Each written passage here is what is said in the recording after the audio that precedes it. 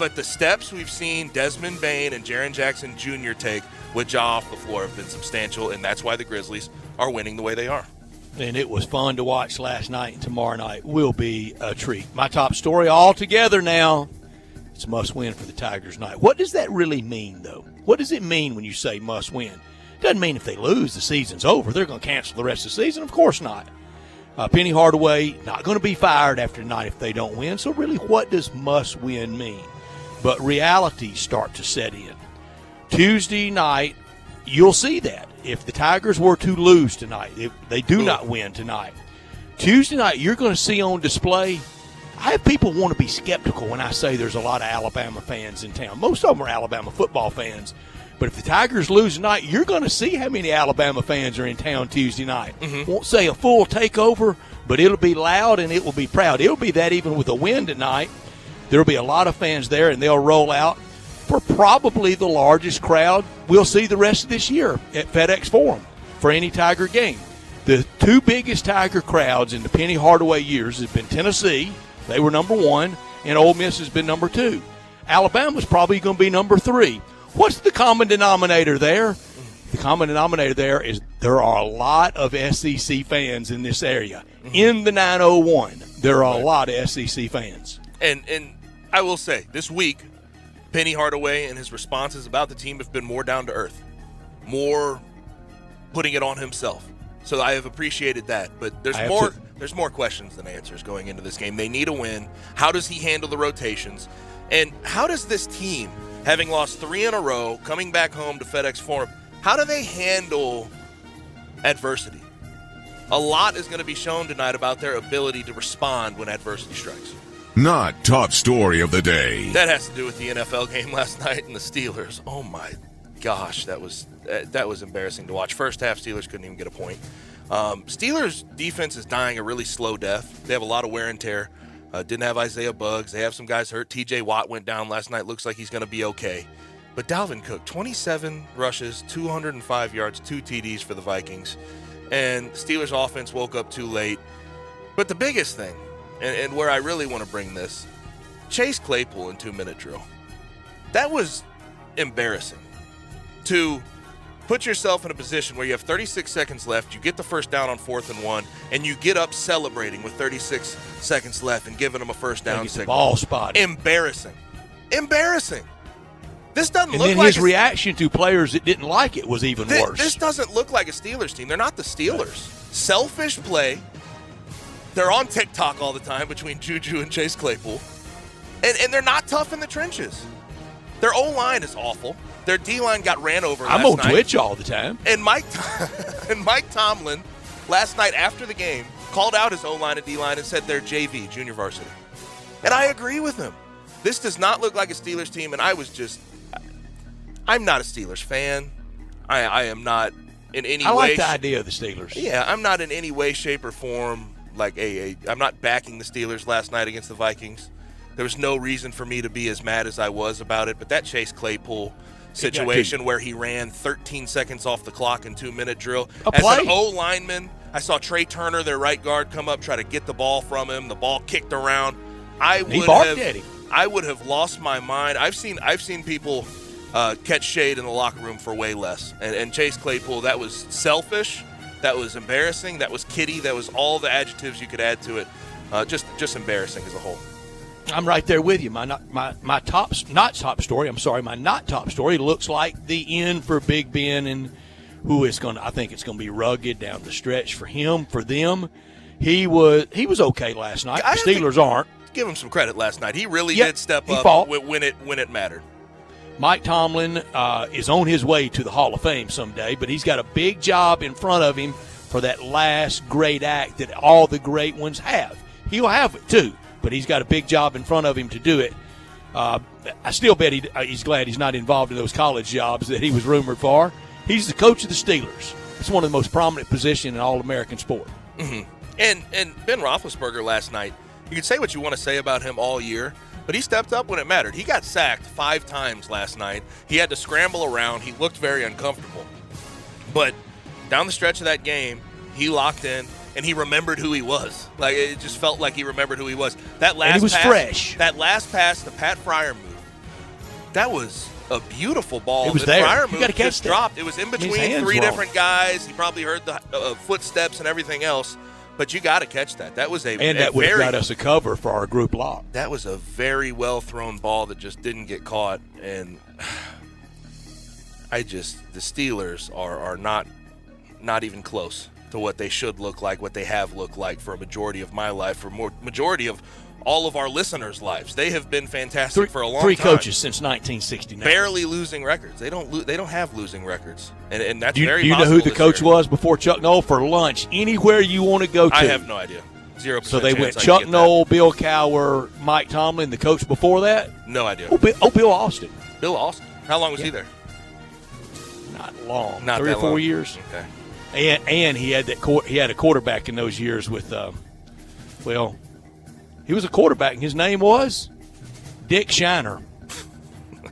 Yeah. That is our top and our not top story of the day. Sorry for being a child. What an unfortunate name. I had.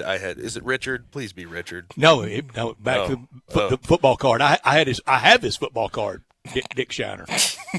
And even when I was a little guy, I mean, like, what's going on with this? I mean, all right, I'm a child. I'm sorry. Yeah. Sorry, I led you to that. When we come back from the break, we bring on our friend Alan Bell from CBS Sportsline. We'll talk about the NFL. We'll talk about wagering. We'll get you some winners for this weekend, especially on Sunday, right here on Sports 56 98.5. Hi, this is Eli Savoy from Sports 56 Mornings. I want to wish all of you a very Merry Christmas and a Happy New Year. I hope everyone has a wonderful holiday season. And don't forget to join Greg Gaston and me weekday mornings from 7 to 10 right here on Sports 56 and 98.5 FM.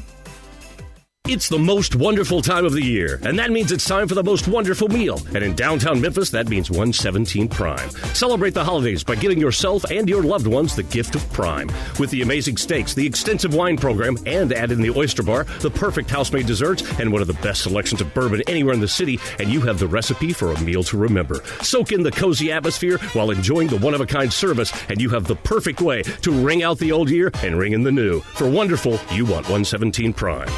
Looking for some action? Sports gambling is legal in Tennessee. Action247.com. Local, legal. A sportsbook by Tennesseans, for Tennesseans. Go to Action247.com. Register and place your bets. Are you a sharp or a first-time bettor? Action 24/7 has you covered. Visit us online at Action247.com. Local, legal. Action 24/7. You got action. Problem gambling? Call 1-800-889-9789. Hi, this is Troy Fiveash, owner of Fiveash Roof Services. As we all know, Memphis can be a hotbed for severe weather, and that weather can play havoc on our roofs. Most people don't know what they should do first when they're concerned about the condition of their roof. Call their insurance company, call a contractor, or trust a door-to-door salesman that's making claims that are hard to believe. My advice would be call the contractor that you know and trust. If you don't know any, research your local contractors and give 2 or 3 a call. I hope your research will lead you to us. Have your roof inspected, decide for yourself what you should do, and whether or not you should file a claim with your insurance company. It's your home, it's your policy, and it's your money. Don't let anyone pressure you into anything. If you give Five Ash Roofing a call, we promise personal service with a member of our family with no pressure and no hype. Five Ash Roof Services, proud partner of the Memphis Tigers and the official roofer of the Tigers home team. Five Ash Roofing, fair, honest, and ethical. 367-0050 or memphisroofer.com. Five Ash Roofing, it's what we do. We're here for you. Bartlett Small Engine has been serving quality power equipment since 1970. They have a full line of power equipment, parts, and services for most makes and models. Bartlett Small Engines has the best brands in the power tool industry: Honda mowers, trimmers, and generators, Steel blowers, trimmers, and chainsaws, Echo trimmers, blowers, and chainsaws, plus quality products from Red Mat and Shindawa. And they're all American made. Bartlett Small Engine is your can-do store. 6780 Summer Avenue. Call 901-386-9779. Do you know one of the best things you can do for your employees or family's health? Provide Arctic Clear bottled water. Arctic Clear bottled water is your locally owned and operated bottled water provider. Arctic Clear is 100% natural spring water with free delivery and setup, dependable service, and no long-term contracts. What an easy choice. Call Jeff Manus today, 901-382-2363, or visit arctic-clear.com. Arctic Clear bottled water. Call now, 382-2363. That's 382-2363. Now, back to Sports Time on Sports 56. This hour is brought to you by Lexus of Memphis. Here once again are Brett Norsworthy and Gabe Kuhn. Get it? Text a message, I don't know the number. AutoZone listener line is open, 901-360-8255. Text in any games you want us to talk to Alan Bell or Bruce Marshall about, and we will get that to them. You can also watch us live and message us on Twitter, Facebook, YouTube, Twitch, and at Sports56WHBQ.com.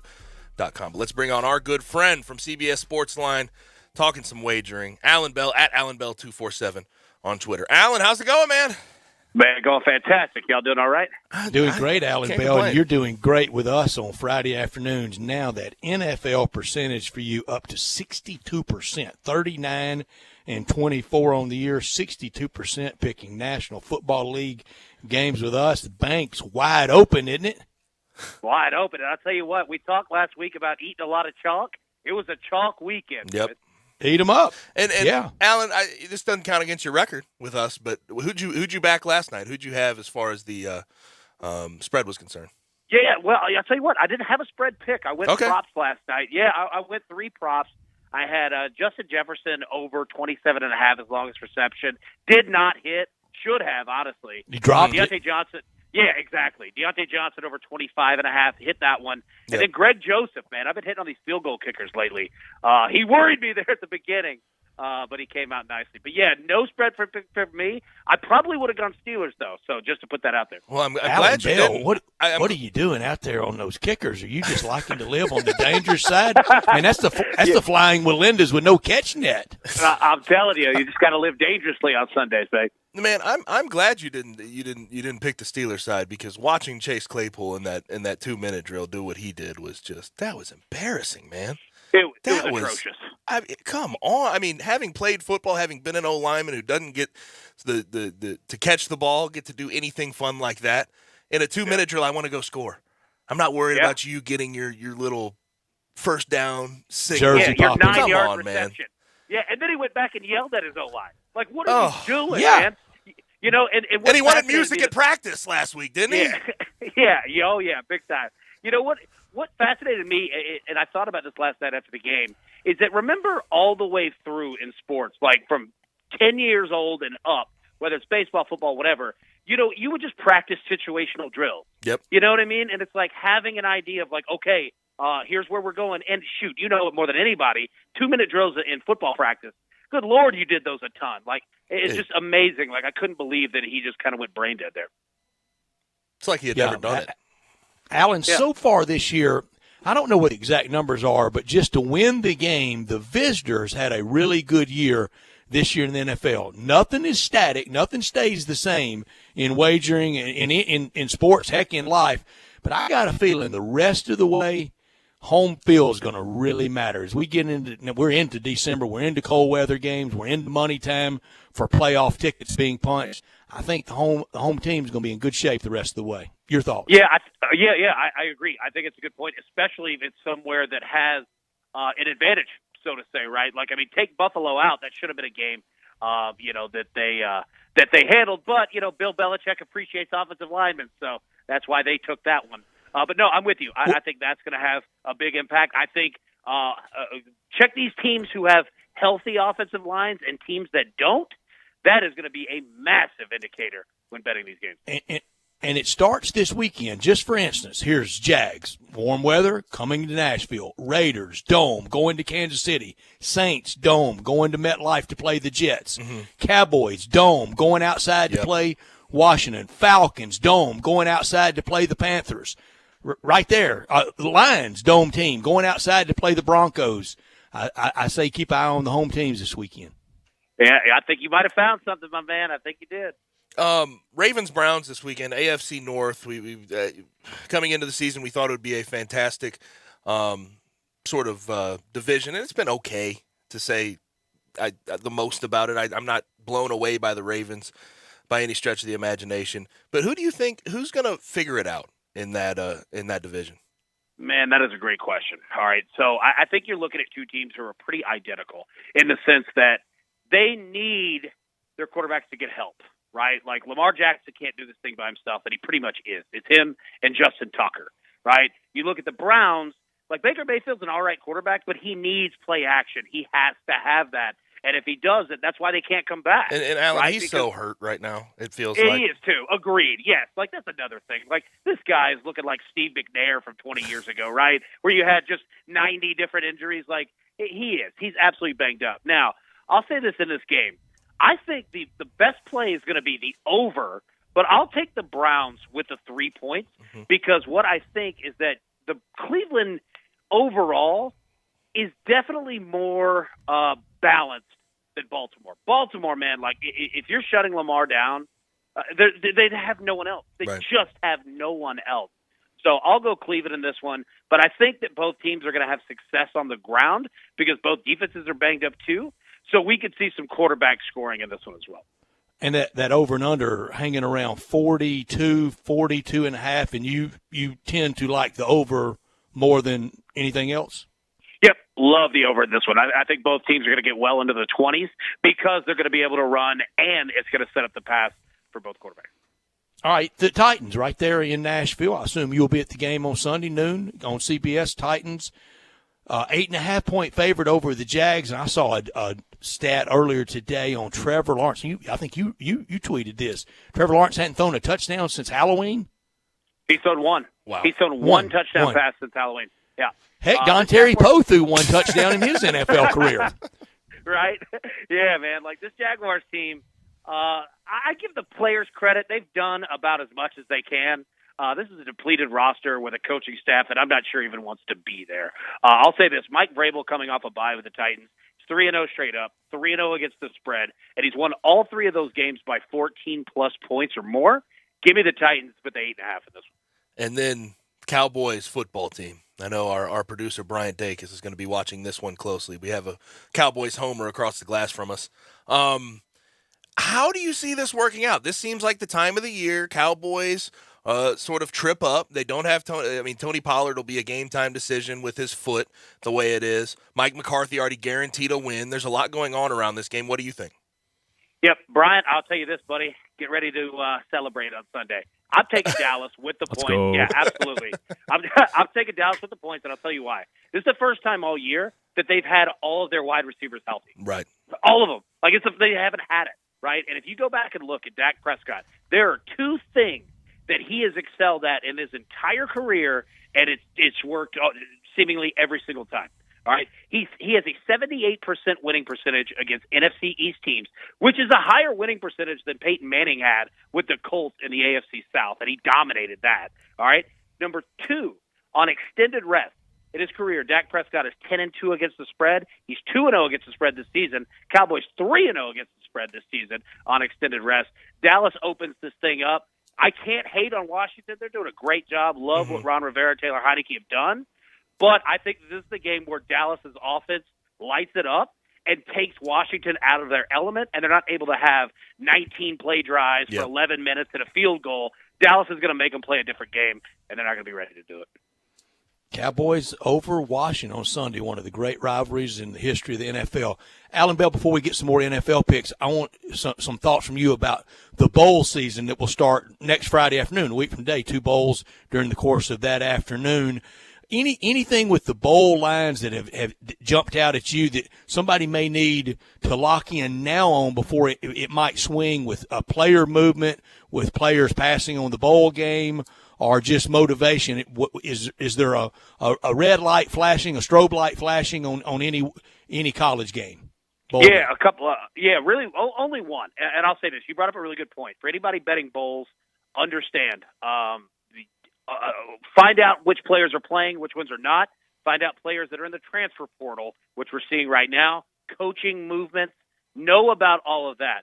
But I'll say this: the one that stands out to me the most is the Rose Bowl between Ohio State and Utah. Ohio State already, I don't think that they're going to care about this game. They're going to have players hitting the transfer portal already. I think they're going to have players that are going to sit out the bowl game because, again, I don't think it's a big thing to them. And they've got the worst opponent that they could find in Utah because what all Utah wants to do is pick a fight, start it, and end it. And, buddy, there's nowhere to hide with that one. So give me Utah plus 6.5. That is my lock of the bowl. Love you. And I love that because it is the biggest single moment in the history of Utah athletics to go to the Rose Bowl game. They're talking about at least 40, and if they can get the tickets, 50,000 Ute fans opening the new year at the famed Rose Bowl. I'm with you. It matters to them. Oh, absolutely does. And I'll say this. You know what travels? Being able to start a fight and end a fight. That travels anywhere. You can do that home, road, the moon. It doesn't matter, man. I love this Utah football team. So Army-Navy this weekend, we taking the under again. Is it a lock? Well, I'll say this. Okay, so the under is hitting 15 straight in this game, all right? But the total sits at 34.5, which right now would be the lowest point total all season in FBS, all right? It's scary. I'll tell you what, it's frightening, man, because that is a low total. I think the best play, what I'm going to roll with, give me Army -7, because Army does what Navy does much better, and Navy's not going to have anything that they can do. Now, Army can't really defend the pass, but Navy throws 3 passes a game. So, give me Army -7 here. I love that. And if y'all seen the uniforms, both teams are going to break out their special awesome uniforms for this game only. Nice. Alan, in the 70s, watching this game, I'm telling you, both teams look so identical. You didn't know who had the ball. I can imagine the helmets were gold for every player on the team. One side maybe had on a black jersey and gold pants, and the other side had on a white jersey. And I didn't know who had the ball a lot of times. The uniforms have gotten so nice because, from what I understand, and I don't know if it's still this way, Oregon has the #1 Nike contract. Army has the #2 Nike contract. Wow. That's why I didn't know that either. That's awesome. From what I understand. Good stuff. Good stuff. All right, your favorite NFL game, if we haven't already talked about it. Give us one more. Yep. Tampa Bay Bucks at home, -3. Look, you look at what Tampa's done. They haven't lost at home since before the Super Bowl, okay? And their last 4 games they played at home, they've won by 20-plus points or more. And the Buffalo Bills, they're hard to figure out in terms of betting, but not really, and I'll tell you why. They're 1-4 straight up against teams with a winning record. They're like the Rams. Like, if they're playing a low team, they're going to show out. They play a team that's going to punch them in the mouth, buddy, they'll fold. And especially on a short week after demoralizing loss to that locker room, give me the Bucks at home. You're the man, Alan. We appreciate it as always. You can follow Alan at AlanBell247 on Twitter. Good luck this weekend, man. Good luck, Alan. Appreciate it, boys. Y'all too. Thank you so much. You have a good one. Good luck to Alan Bell this weekend. Some good stuff from him this weekend. A lot on TV, starting with the Tigers night, Zebo night tomorrow night. If you're not going out to those and you want to order in, if you're getting ready to have a holiday get-together, maybe a neighborhood party, start it at Jason's Deli. Let them take care of it for you. They like to say bringing more to the table. It's a family thing. It's a holiday thing, and they can do it for you. Let them do all the work. Low delivery fees. You can call the local deli about it. You can call any of these locations about it. Ridgeway Road, Poplar and Highland, Olive Branch, and Cordova. Same day and last-minute orders welcomed. If you feel like, oh, no, I hadn't done enough, let them do it. They'll take care of it for you.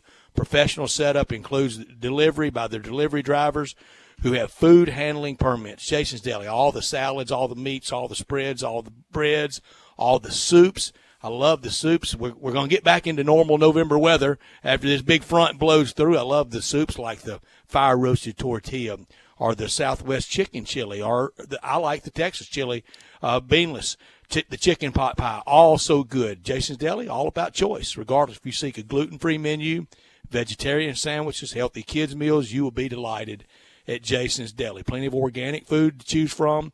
The salad bar, over 30 items to choose from. And remember, in any of these locations like Ridgeway Road, Poplar and Highland, Olive Branch, and Cordova, wrap it up with the complimentary ice cream. And, again, catering anytime, anywhere. Check them out online as well at jasonsdeli.com.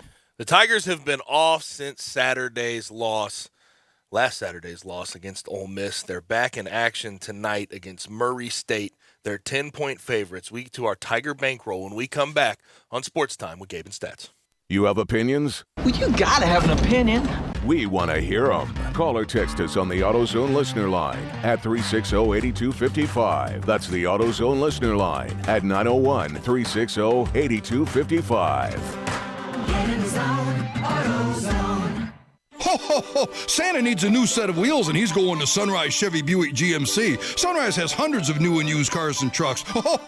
This time of the year, Santa's a little strapped for cash, but Sunrise has financing with no money down on approved credit. Sunrise has financing for everyone and specializes in secondary credit. The home of guaranteed credit approval. That's good, because feeding all these elves, Santa's credit's not so hot. A $4 million used car inventory. Find new roads. SunriseMemphis.com. 385 in Houston, Levy, and Collierville. Napa know-how. At Napa, get great deals on a variety of Craftsman tools all month long for those DIYers in your family. Like the 20-volt drill driver combo with a battery and charger for just $119. With a deal like that, we're putting unfinished projects on notice. Looking at you, loose doorknob. That's the drill driver combo, just $119. Quality parts, helpful people. That's Napa know-how. Napa know-how. At participating Napa Auto Parts stores and NapaOnline.com while supplies last. Offer ends 12/31/21.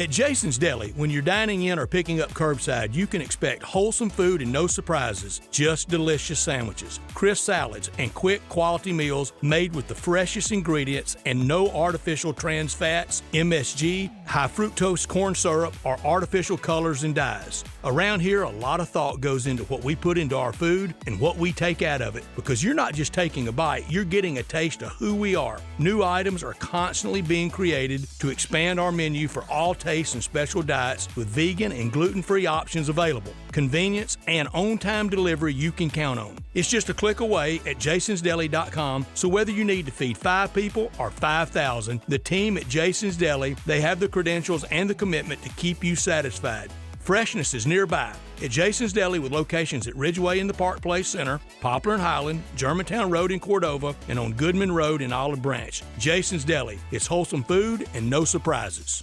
If you need glass replaced, there's only one name you need to know: Binswanger Glass, the largest full-service glass company in the U.S. They've been an industry leader for over 145 years. For all your residential, commercial, or auto glass needs, Binswanger Glass is the name you need to know. 24-hour emergency service for all commercial customers, plus a nationwide warranty on all professionally installed glass. Visit Binswanger Glass in Midtown at 340 South Hollywood, across from the Liberty Bowl. Visit binswangerglass.com. Binswanger Glass. Now, back to Sports Time on Sports 56. This hour is brought to you by Lexus of Memphis. Here once again are Brett Norsworthy and Gabe Kuhn. I've been moving calm, don't start no trouble with me. Trying to keep it peaceful is a struggle for me. Don't pull up at 6 a.m. to cuddle with me. You know how I like it when you loving on me. I feel like I have the same catalog as that concert last night, Brian. We also heard this song last night. This song got played last night, too, by Drake. My gosh. Welcome back to Sports Time on Sports 56 with Gabe. I want the exact total we raised last night. I'm sure it'll come out. Unfortunately, I don't know if I want to know, because the whole thought process behind trying to free I Larry also think Hoover raised is a loose word for probably what they did. I got you.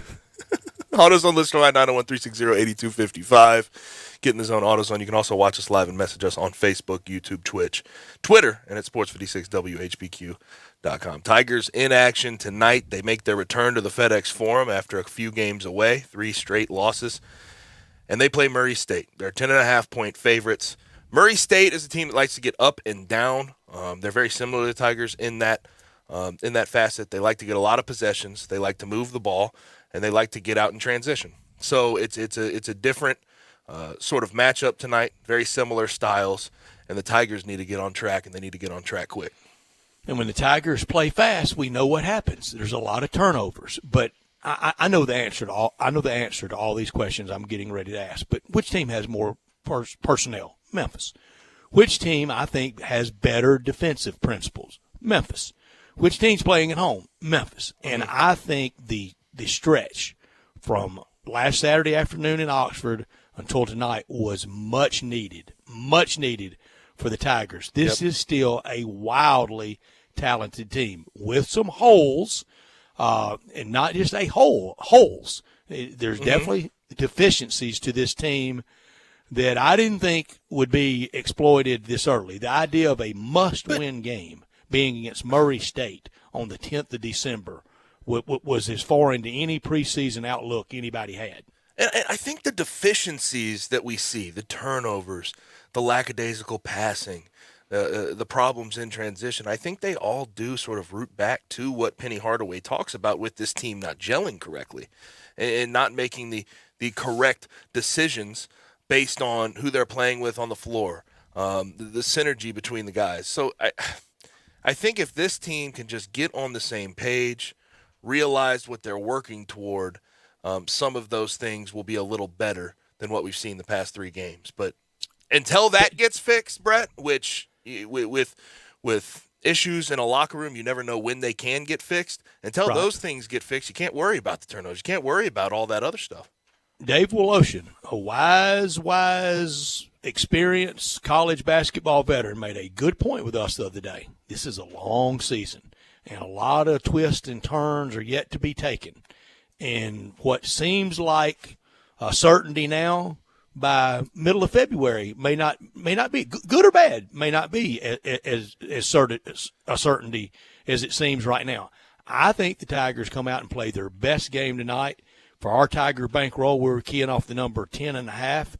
I'm going to lay the 10.5. I'm going to stake 20 on it. I'm up 120. I think the Tigers win easily tonight. They certainly cover easily. I'll go second. I'm going to take the Tigers minus the 10.5. Returning back to FedEx Forum, having this full week, more or less 6 days. No place like home. To get on the same page. They've had 6 days to try to figure this whole thing out. A lot has been said, I'm sure. A lot has been done on the practice court. I'll take the Tigers minus 10.5 for $100. Whoa, you really like it. I liked it. You loved it. Bryant Dacus, who's already in the hole, 365. We gave him $1,000 to start the year. He's frittered away $365 of it. He's only $635, and he's really not up that. We gave him that. Do we have the red line on pennies? Tennessee Speed red line dial. on speed dial yet? Speed dial. We got him set up with a Zoom account. I'm not going anywhere near this game in real time because I don't know. But I'm gonna go Murray State for what's the least we can do? 10.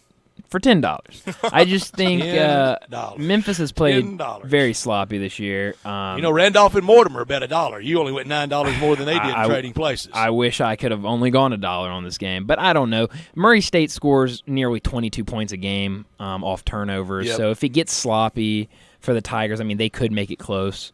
So I don't think they win the game. I think Memphis wins, but I don't know about 10 points. Are you working the game tonight, Brian? I will be. What do you think the building dynamic will be to start the night, to start the game, during the introductions? Same old go Tigers go feeling? I think or a little laid back? I don't know if there's going to be as much, pride, not pride, but emphasis in it. Might be a little. There's been some wind taken out of the sails. This is a stunner. This is a shocker. I mean, at the end of the year when we do all the sports stories of the year, well, one of the biggest sports stories is this class, this Galaxy of Stars class. But another big story, bigger than that, is they hadn't done anything. And for Murray State, Matt McMahon is their coach. He's been there for a minute now. I mean, he's been there since 2015. He's had some good years with this Murray State Everybody program. wins at Murray. There's no question about it. But he's been in the tournament. He's a relatively tenured coach. He knows what he's doing. And their 2 best players, Tevin Brown and KJ Williams, are both upperclassmen. They're both juniors.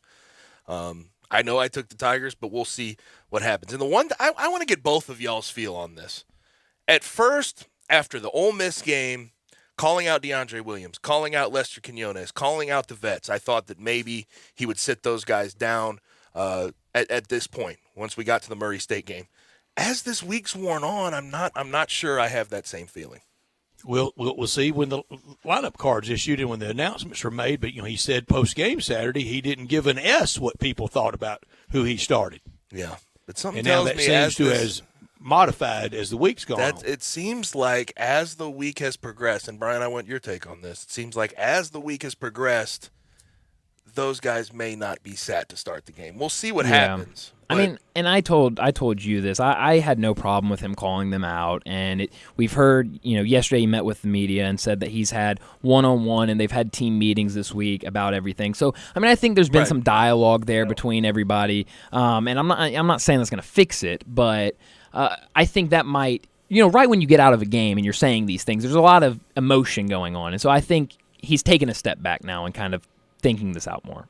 I know it's not the end-all, be-all, but comparing scores of common opponents, does that matter much to you, Gabe?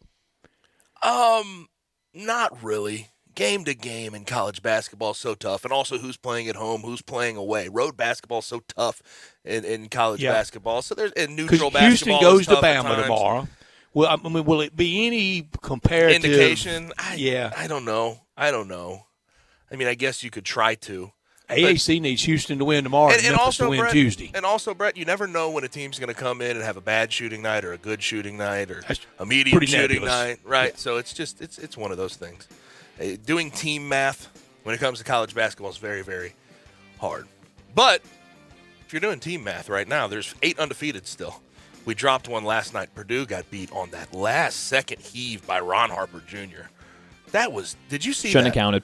Did you see that, Brett?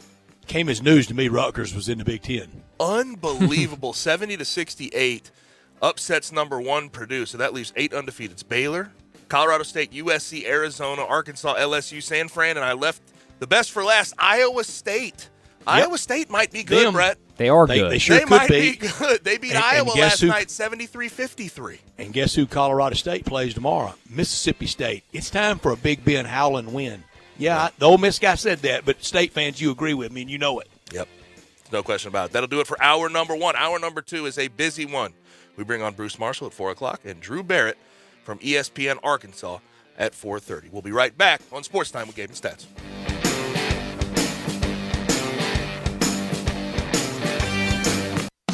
Brian Elder's Roofing Solutions. I'm Brian Elder, 867-0303. Hurricane season is upon us. Is your roof ready? Are your shingles laying down and sealed properly? Call me right now, 867-0303. They say you get what you pay for. That's why my opinion is free. Maybe you've got years of life left in your roof. If so, I'll tell you that. But if I find storm damage or a compromised roof system, I'll lay out some options for you. Don't let them tell you it needs to be replaced if it only needs a repair. Call me, 867-0303. Has your insurance company already seen it and rejected your claim? Maybe they're correct. Most of the time, they're not. They do tend to become more reasonable once I get involved, though. 867-0303. I'll measure your roof from outer space or BrianElderRoofing.com. Call 867-0303. Brian Elder's Roofing Solutions. This holiday season, head into Edwin Watts Golf Shops for the hottest gifts from TaylorMade and Bushnell, featuring the P790 irons with speed foam air technology and tungsten weighting to give you more distance. And don't miss these hot gifts from Bushnell, like the Tour V5 and the Tour V5 Shift with pin seeker technology, or the Wingman with Bluetooth and audible GPS for distance. Edwin Watts Golf Shops is home of the 90-day satisfaction guarantee, or shop us online for the holidays at worldwidegolfshops.com. I want to do some bragging rights. Hey, I was just the other day overhearing a conversation with Big Mike, the manager of DeSoto Auto Sales. They've got people buying cars all over the country. North Carolina, South Carolina, Georgia, Alabama, Arkansas, Texas. People from all over the country buy cars at DeSoto Auto Sales in Olive Branch, Mississippi. Why? DeSoto Auto Sales has the most stringent car inspection in America. They get it right the first time. Quality and low mileage, factory warranty on most vehicles. My favorite part is the people who work there. Big Mike, all the employees are professional, friendly, and go that extra mile. Expect as you walk in the door, you are treated like family. DeSoto Auto Sales understands your time matters. We can help you find your dream car and get all the paperwork finished in less than an hour. Come see us at DeSoto Auto Sales and be part of our family.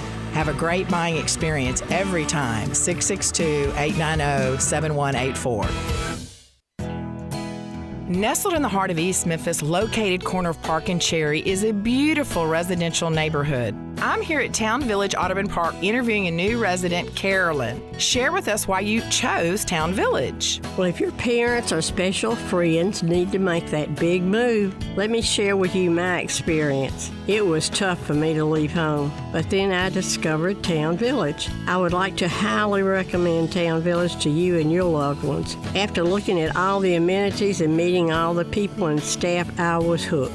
From restaurant, bistro, 3 meals per day, housekeeping, transportation, security, health care, physical therapy, exercise room, and even a heated pool and spa. Come see us and make your new home at Town Village. Visit us and call Daniel at Town Village Audubon Park at 901-374-7342. There's no place like home, Town Village. Two of college football's most exciting offenses will clash in this year's AutoZone Liberty Bowl as Mississippi State takes on Texas Tech. This one could be a scoreboard buster. Then at halftime, there's more high-octane entertainment with Jason D. Williams. It's all happening December 28th at 5:45. Get your tickets today by calling 795-7700. The Tennessee Highway Safety Office reminds you that fans don't let fans drive drunk.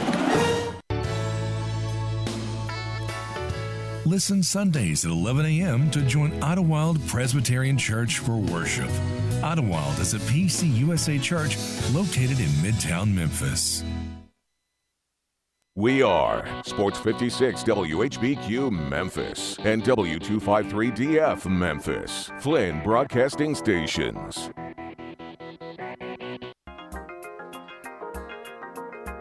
Now, back to Sports Time on Sports 56. Here once again are Brett Norsworthy and Gabe Kuhn.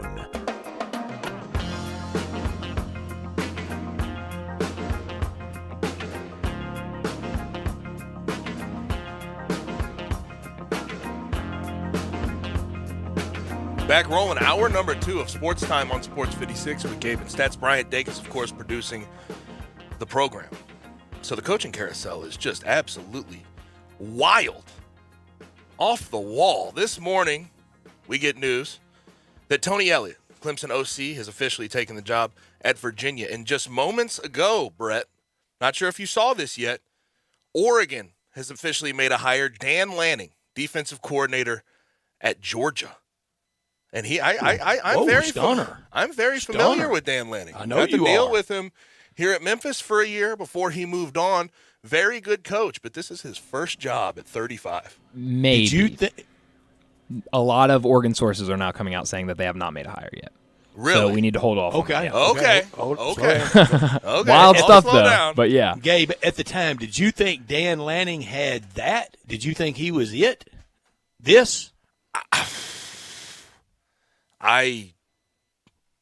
Not this particularly. is no first-time job. Not particularly. Simple, easy spot. I'll tell you this: he's very good at recruiting. He can talk to kids, and he's a smart football coach defensively.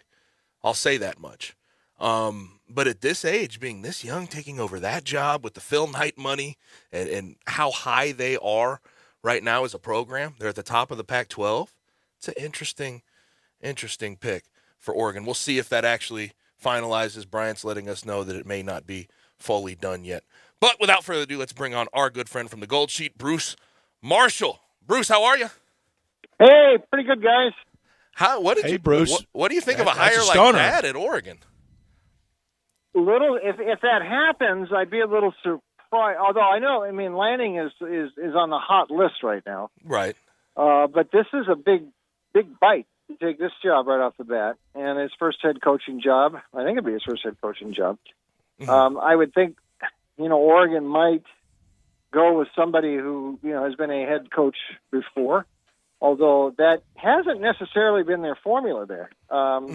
Rich Brooks had been a career assistant. He'd been with Prothrow, and he'd been around before they hired him. Bellotti was on Brooks' staff. Helfrich was on.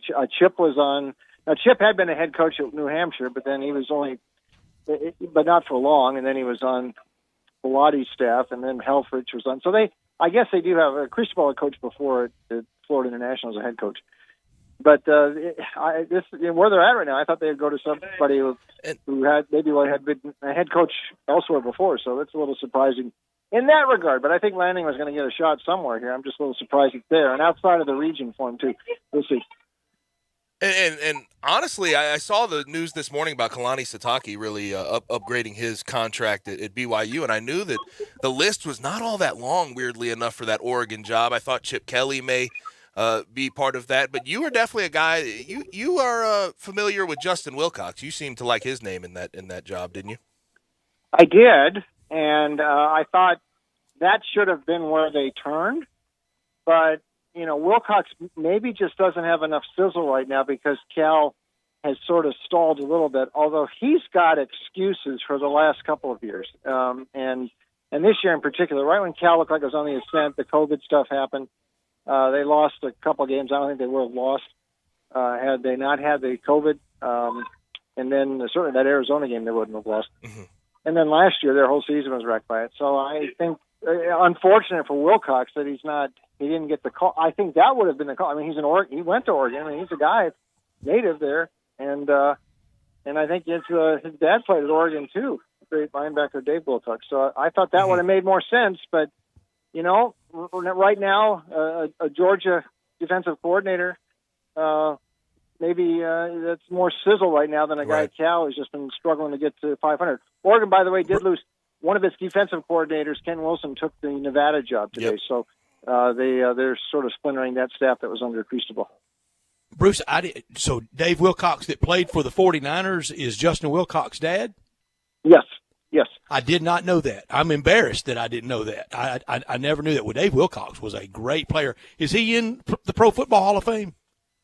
I don't know that he is. I think he's close. He certainly could be. He was good. That might be one I'm missing. Yeah, he was really good. He could be there for sure. He was. Bruce, good catch by Gabe to bring up Kalani Sitake at BYU. And Gabe has advocated, and this is a good take, they may be the most poised of all the conference realignment teams ever to go into a new conference and make a bunch of noise really fast. Yes, BYU has a national following. And that's one thing that BYU brings to the table. And listen, there were a lot of BYU people who didn't like them leaving the Mountain West a couple of years ago. Well, that's about a decade ago now. And I think they were a little upset that, Utah, it happened right after Utah got called to the Pac-12. BYU probably would have liked that, but the Pac-12 has a little something against faith-based institutions like that, so they weren't going to make the deal. And BYU has some other things that go with it, not playing on Sundays and things like that. Mm-hmm. But they do have a national recruiting base. They have their own network, TV network. They bring a lot to the table. So yep. I think this is, of all those schools, the Big 12's, talking about Cincinnati and UCF coming in, and that's great. But BYU is actually the big fish that they got, right? And I think that will be proven out in the years to come. And it's interesting too. The reason I had brought that up with Brett, and I have that take, is I've seen those fans and the fan base, how they travel. Even Utah too. Utah and BYU surprisingly have very, very loyal fan bases. And Gabe, you've seen those interior lines. They're always ready in the interior lines. Mm-hmm. They are, and there are BYU fans everywhere too. I mean, even more than Utah. It's still pretty regional. And there's a pretty rabid following there in the state. BYU's got fans everywhere. You got to remember the LDS connection is strong. I mean, that's sure. that's the link there, and so they've got a national fan base, which is good for the Big 12, I think. Yep. I don't want to turn this into the BYU hour because there might not be a lot of LDS BYU fans in our particular area. I do like watching the BYU network, especially this time of year when I can see the Mormon Tabernacle Choir doing all the holiday songs. But, Bruce, in the history of college football coaches, and I know the AutoZone Liberty Bowl is proud of its roster of great legendary coaches, and he's on it. Is LaVelle Edwards appreciated enough? I know he's been awarded and lauded, but was it enough for the coaching tree that he spawned with Reed, Billick, and we could go on and on with people? Nationally, probably not. Locally there in Utah, yes, he's saint-like still. He's passed on, but he is regarded as high as you can get there among BYU folk and folk in Utah. Right there with BY, huh? Right there with Brigham Young himself. Yes, he's with Brigham. He's sort of like their Newt Rockne or Frank Leahy. Yes, he does. He's in the College Hall of Fame where he should be, but I think because where he was at, he didn't get quite the buzz that he did. And he never wanted to leave BYU either. He could have. NFL teams tried to pull him out of there. He didn't want to leave. So, but he's well respected by those who matter, and certainly in and around Salt Lake City and that whole area, that whole state. I mean, he's still an icon for sure. Bruce, since the last time we talked, the Miami situation has sort of figured itself out. They have a lot of money pouring into the program. Dan Radakovich from Clemson takes over as AD at Miami. Cristobal takes over as head coach. Is the U back? No, not until they actually do it. And actually, I thought they had turned it around for Manny this year, late in the season. They had, I think, the best freshman quarterback in the country. And once Van Dyke got in there, he was better than Derek King. And once he got in there, I mean, these guys, remember, they went to Pitt and won. We see how good Pitt was at the end of the year. And Miami lost, a really tough loss to Florida State and a rivalry game and all. In the end, maybe that cost Manny, though I have a feeling they had kind of decided they were going to do this once this booster thing got lined up and the big new and the hospital system is the new big sponsor, and I think the decision was made before. I don't know that it's going to work. I don't know how good Cristobal is. They say he's got an appetite for recruiting, and he had the budget to do whatever he wanted at Oregon. And I guess Miami's throwing a lot of money at it too. But I wonder if they're going to regret this, because it looked to me like they had sort of figured things out with Manny, and they were good down the stretch. And the key to me is if Van Dyke decides to leave, I mean, who's to say he's not going to go in the portal? He hasn't announced it yet, but this kid is great, and that's the first thing. If I'm Cristobal going in there, I want to make sure that Van Dyke doesn't go anywhere, because he's something special. And it's interesting, though, because I think the ACC is destabilized to a certain extent with Clemson losing AD, losing DC, losing OC. So it is wide open. So we'll see what happens there. And Brett posed this question to me, and I don't mean to put you too much on the spot. Of all of the programs who have these high hopes, Texas, USC, Nebraska, Miami, Tennessee, maybe Florida I could group in there, who's going to be back the first? Who do you think has in the next 5 to 10 years the ability to be back on top of college football? Before the season started, I would have said Texas. But that thing went so pear-shaped with Sarkisian. I'm not sure that's going to happen for a while. And more I look at Texas, I think it's going to be a long while, because the way their boosters are so meddlesome there. Yep. I mean, who's going to get back? I'm not sold that USC is going to be the one, because I don't think Lincoln Riley is going to find this out, that locally around in Southern California now, LA area, is not as fertile as it used to be. It's not like it was when McKay was there. They're going to have to go. And SC has always recruited some out of the region. They're going to have to keep doing that, because it's not like it used to be there. And I think he will find that out very, very harshly. I'm not sure about Miami. Actually, Tennessee's kind of interesting. I think they're on the right track with Heupel. And I think if Georgia backs up a little bit, which is possible, Florida's in a state of transition, Tennessee might be able to make a move in the next couple of years. But then I'm a little over my skis a little bit there. So, tough question to answer. I'm not sure what the right answer is. Could be none. Could be none. Yeah, sure could be. And if that'd be a lot of swings and misses, and that would cause another carousel in and of itself. That was almost a tidal wave this year. We'll look back as this was truly historic times from Thanksgiving weekend until now, getting all these coaches in place. Bruce Marshall from the Gold Sheet with us. Bruce, I love the Heisman Trophy. It's my favorite award in all of sports. I did an interview with someone. They asked me how I got to be a voter, and I told them it was plain and it was simple. I absolutely begged to be. I begged for years to be, and finally our friend Dave Woloshin pushed me over the top with being able to be a voter. Tomorrow night at about 7:58 Central Time, Bryce Young, spoiler alert, is going to be named the winner of the Heisman Trophy. I don't know that officially, but everybody senses that from all the run-up to the award tomorrow night. Who's your all-time favorite winner of the Heisman Trophy? Gary Beeben. 1967, UCLA. He's one. I've met him. I had a great meeting with him several years ago working on this book. One of the best, nicest guys I ever met. Very successful away from football, too.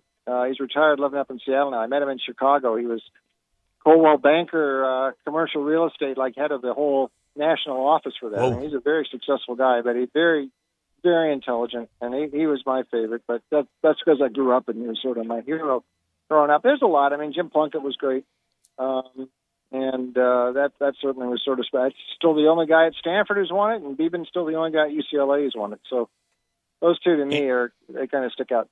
And Gary Beeman had to fend off, pardon the pun, Gabe, had to fend off OJ the year before to win it, and then the next year, OJ won it in a landslide in '68. Bruce, there's so much tragedy. First and foremost, with the two people that lost their lives, the biggest tragedy concerning OJ. But it is something you can't even in polite society bring up OJ's football exploits for everything that happened in the summer of 1994. Yeah, and that's just the way it turned out, and it's like two different lives for OJ. I will say this: OJ probably should have won in '67, and the first guy who will tell you that is Beeman. And he said, OJ actually did more, but that was in a period of time where Staubach had won the Heisman as a junior in '63. It was a little different having a guy they just wouldn't who was give not it a senior juniors.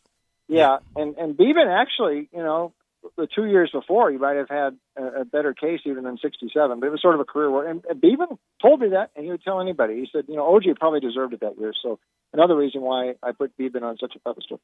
Bruce, what was the turning point with the Heisman Trophy? Because so often in those years, you really won it or staked your candidacy the year before. Johnny Rodgers, when he won it off the exploits of the year before in the punt return against OU. When did that change? Into the late 70s, 80s? When? Right then.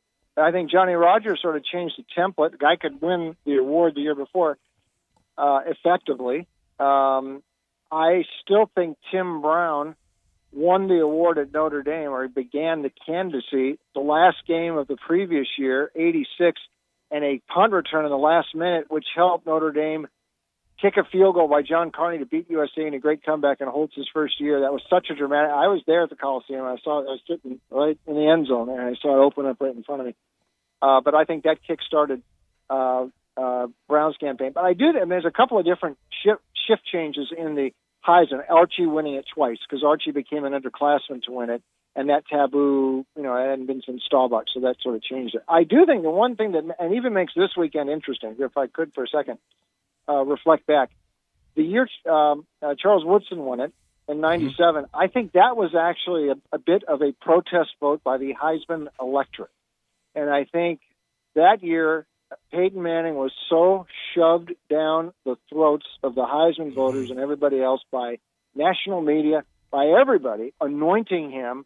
And my gut feel is that the Heisman electorate got fed up that year. And they said, nope, we're not going to do this. We've had enough of the hype. We're going to make Woodson. And Woodson actually had a great year.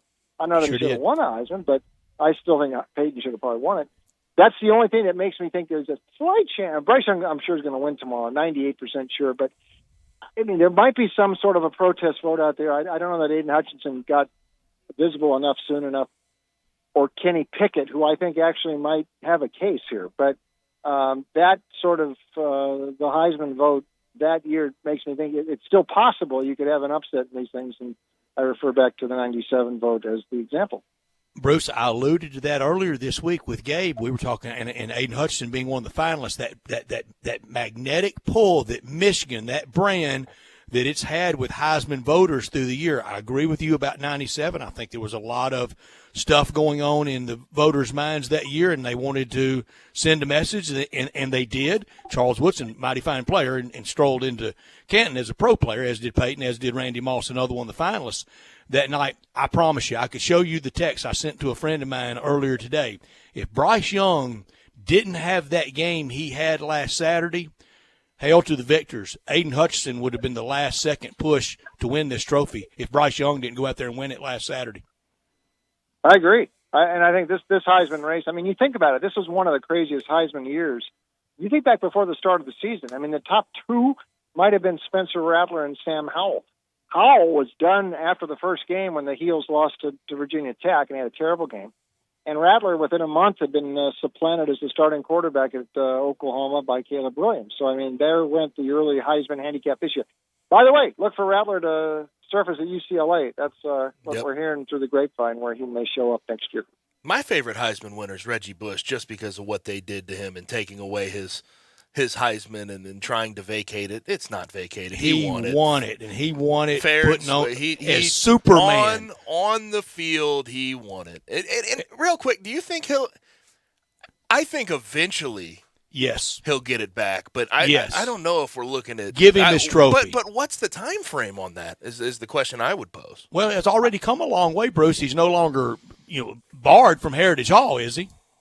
I think he's back in. I mean, he'll get the Heisman back before they let Pete Rose in the Baseball Hall of Fame. So I think that'll or before I'm back allowed on the intramural fields at Fayetteville. There you go. Well, that one. I got barred for kicking the ball.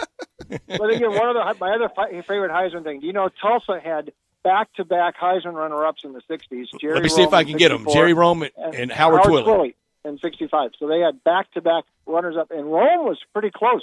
Twilley sure was behind Garrett, but Rome was pretty close to John Hewitt that year. All right, Bruce, give us 2 or 3 of your favorite NFL picks. Bruce Marshall continuing his torrid run this year in the NFL, 23-5. That's 82% insanity this year in the NFL. We got to get a Army-Navy pick, and we got to get some NFL picks. Roll with your favorite picks right now. Well, I'll give you Army-Navy. I'm going to go under a little bit to Navy. I'll give you both. Navy side, but under 15 straight in this series. Unders in Commander-in-Chiefs, the last 50. 40 unders, 9 overs, 1 push. This total, they're making you pay for this now. It's only 34. Last year, this game, there were only 96 plays run in this game last year. There were Mississippi State had games this year when it itself had 96 plays. But that's what happens when you get dueling options and they run and the clock runs and there's no out of bounds and incomplete passes. So I'm going to go under again in that one, a little bit to Navy as well, plus 7.5. NFL, I haven't recommended the Falcons on our show this year, segments here, Brett and Gabe, but I'm going to do it this week. This is an anti-Carolina pick mostly, although Atlanta's actually curiously played better on the road than at home, 4-2 away. Cordero Patterson is in there. He's actually finally where he should be as a running back, and he's really been valuable to the Falcons when he's been in there. Carolina, there's something really wrong there. I have a feeling somebody's telling Matt Rule what to do. And I'm losing some respect for Rule, who I used to like. There's no way Cam should be playing at quarterback. That had to come from above to put him in. They had a perfectly fine quarterback in P.J. Walker, who actually won that game at Arizona. You wouldn't know it from the national media, putting the highlights of Cam running the ball in from the 2, and they put him in at the goal line, thinking that he won. It was Walker took almost every snap in that game. They went back to Cam. They've lost 2. That was a mistake. Blowing Joe Brady out. Listen, after McCaffrey's been hurt most of the last 2 years and what they've been messing around with their quarterbacks, this is a total case of throwing a guy under the bus. And I think Atlanta goes in there and gets him. They're getting 2, and if you can get 3 for sure, even 2.5, that's good enough for me for Atlanta. I also think Washington's worth a look this week. I think this is a reputation point spread. Washington's won 4 in a row. They beat the Bucs in that span. They've won a couple of tough games on the road, close games they're winning. Heineke is putting up numbers better than Dak even this year, and Zeke has sort of been supplanted as the top back. It's Tony Pollard now, and here I don't think Dallas has looked that great really since the first month. By the way, Mike McCarthy, who is back on the sideline this week, did come out and say, effectively guaranteeing a win this week. I'm sure Coach Rivera is going to put that up in the locker room. By the way, last 5 games, Rivera is pushing every right button on this defense. They have not allowed more than 310 yards to anybody, and they played some good offenses in that stretch. I think Washington wins this game outright. And you make a good point with the Army-Navy, as far as the Army-Navy game is concerned, 96 plays. I remember my freshman year in a bowl game in Miami Beach, we ran 102 offensive plays that day. Whoa. So, it is. They throw it back. There's no question about it. Last thing for you, Bruce. With bowl season and where we've gone with opt-outs and everything else, how much have you had to adjust how you look at bowl season the last 5 to 10 years? A lot, because, and it's also the way that the calendar sets up, because there used to be sort of a delineation of pre-New Year's bowl games, the New Year's and after games. Now the calendar's all messed up. Underdogs used to have a little bit better success in those early bowl games. It's all been sort of thrown into the mixer now, the opt-outs, the coaching changes and all. And by the way, and unless they move the early, there's a lot of factors, a lot to unpack here while the carousel spinning so wildly. But one of the things that I think, until they move the early signing date back from away from the end of the bowl season, it should be beyond that. This is going to be crazy continuing here. So, I mean, It's made it more difficult because the teams you're handicapping aren't the ones you're watching in the regular season. Not in every case, but in enough cases that we never used to have to worry about that. I mean, guys opting out and coaches changing. I mean, I don't know how many, interim coaches are going to be here in the bowl games. There's going to be a bunch.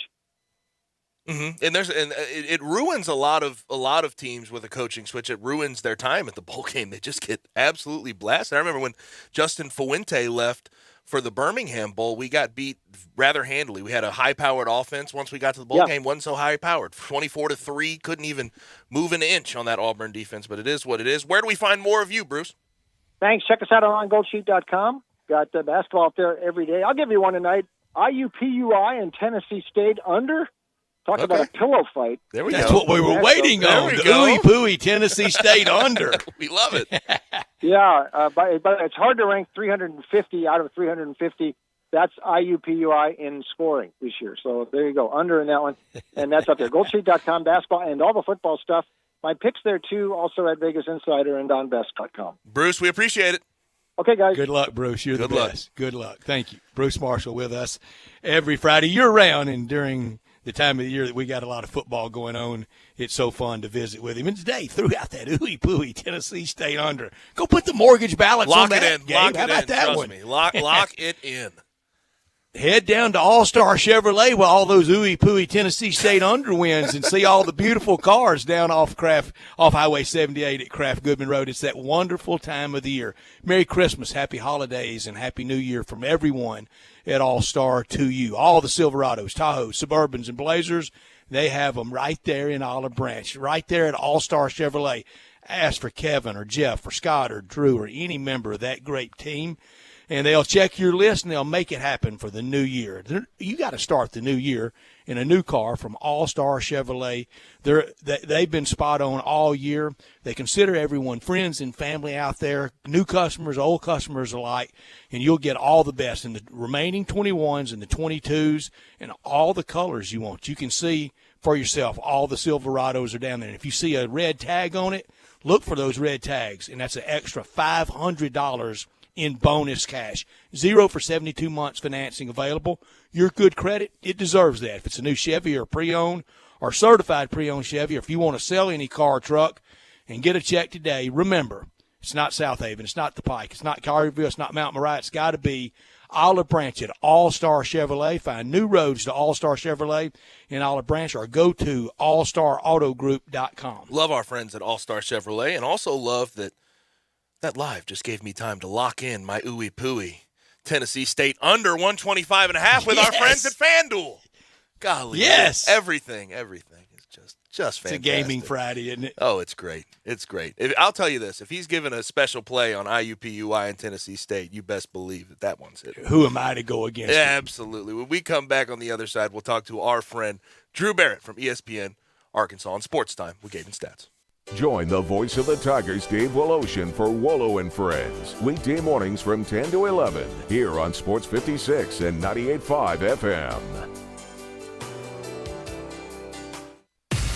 The Christmas sale is happening now at Family Leisure. Did you know that's where Santa goes to shop? Oh, yes. Why?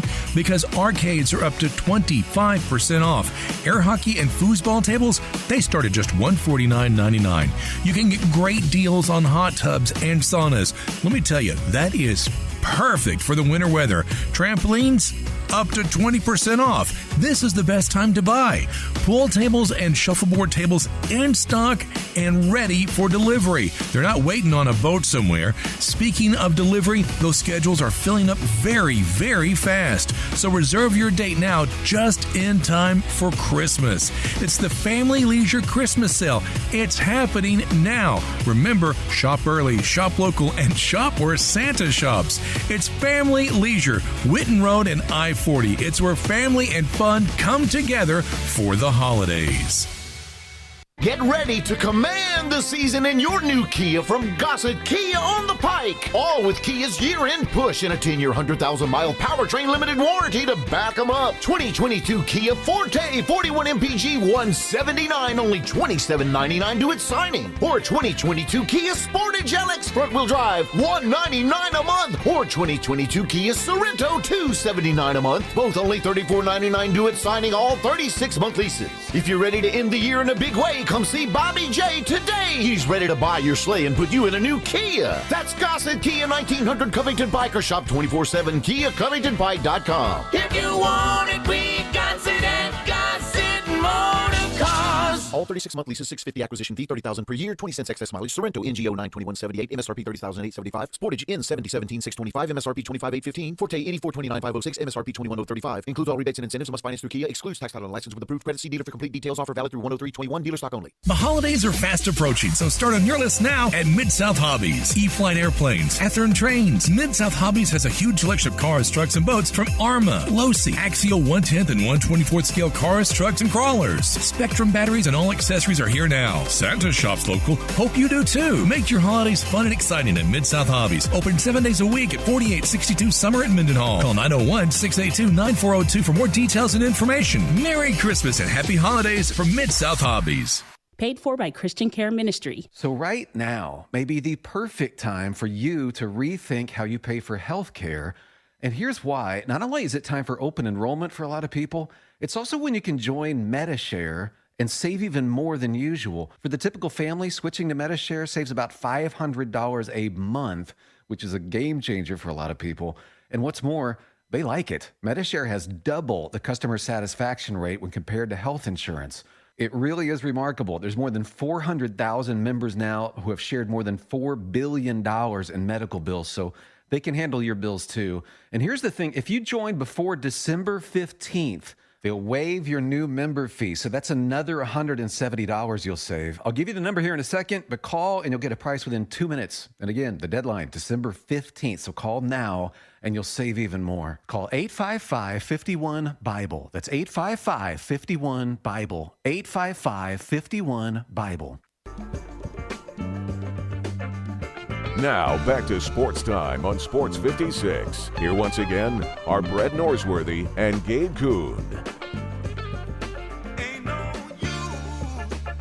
So we are having source wars out there on the World Wide Web. It's great. On Twitter. Source wars are serious right now.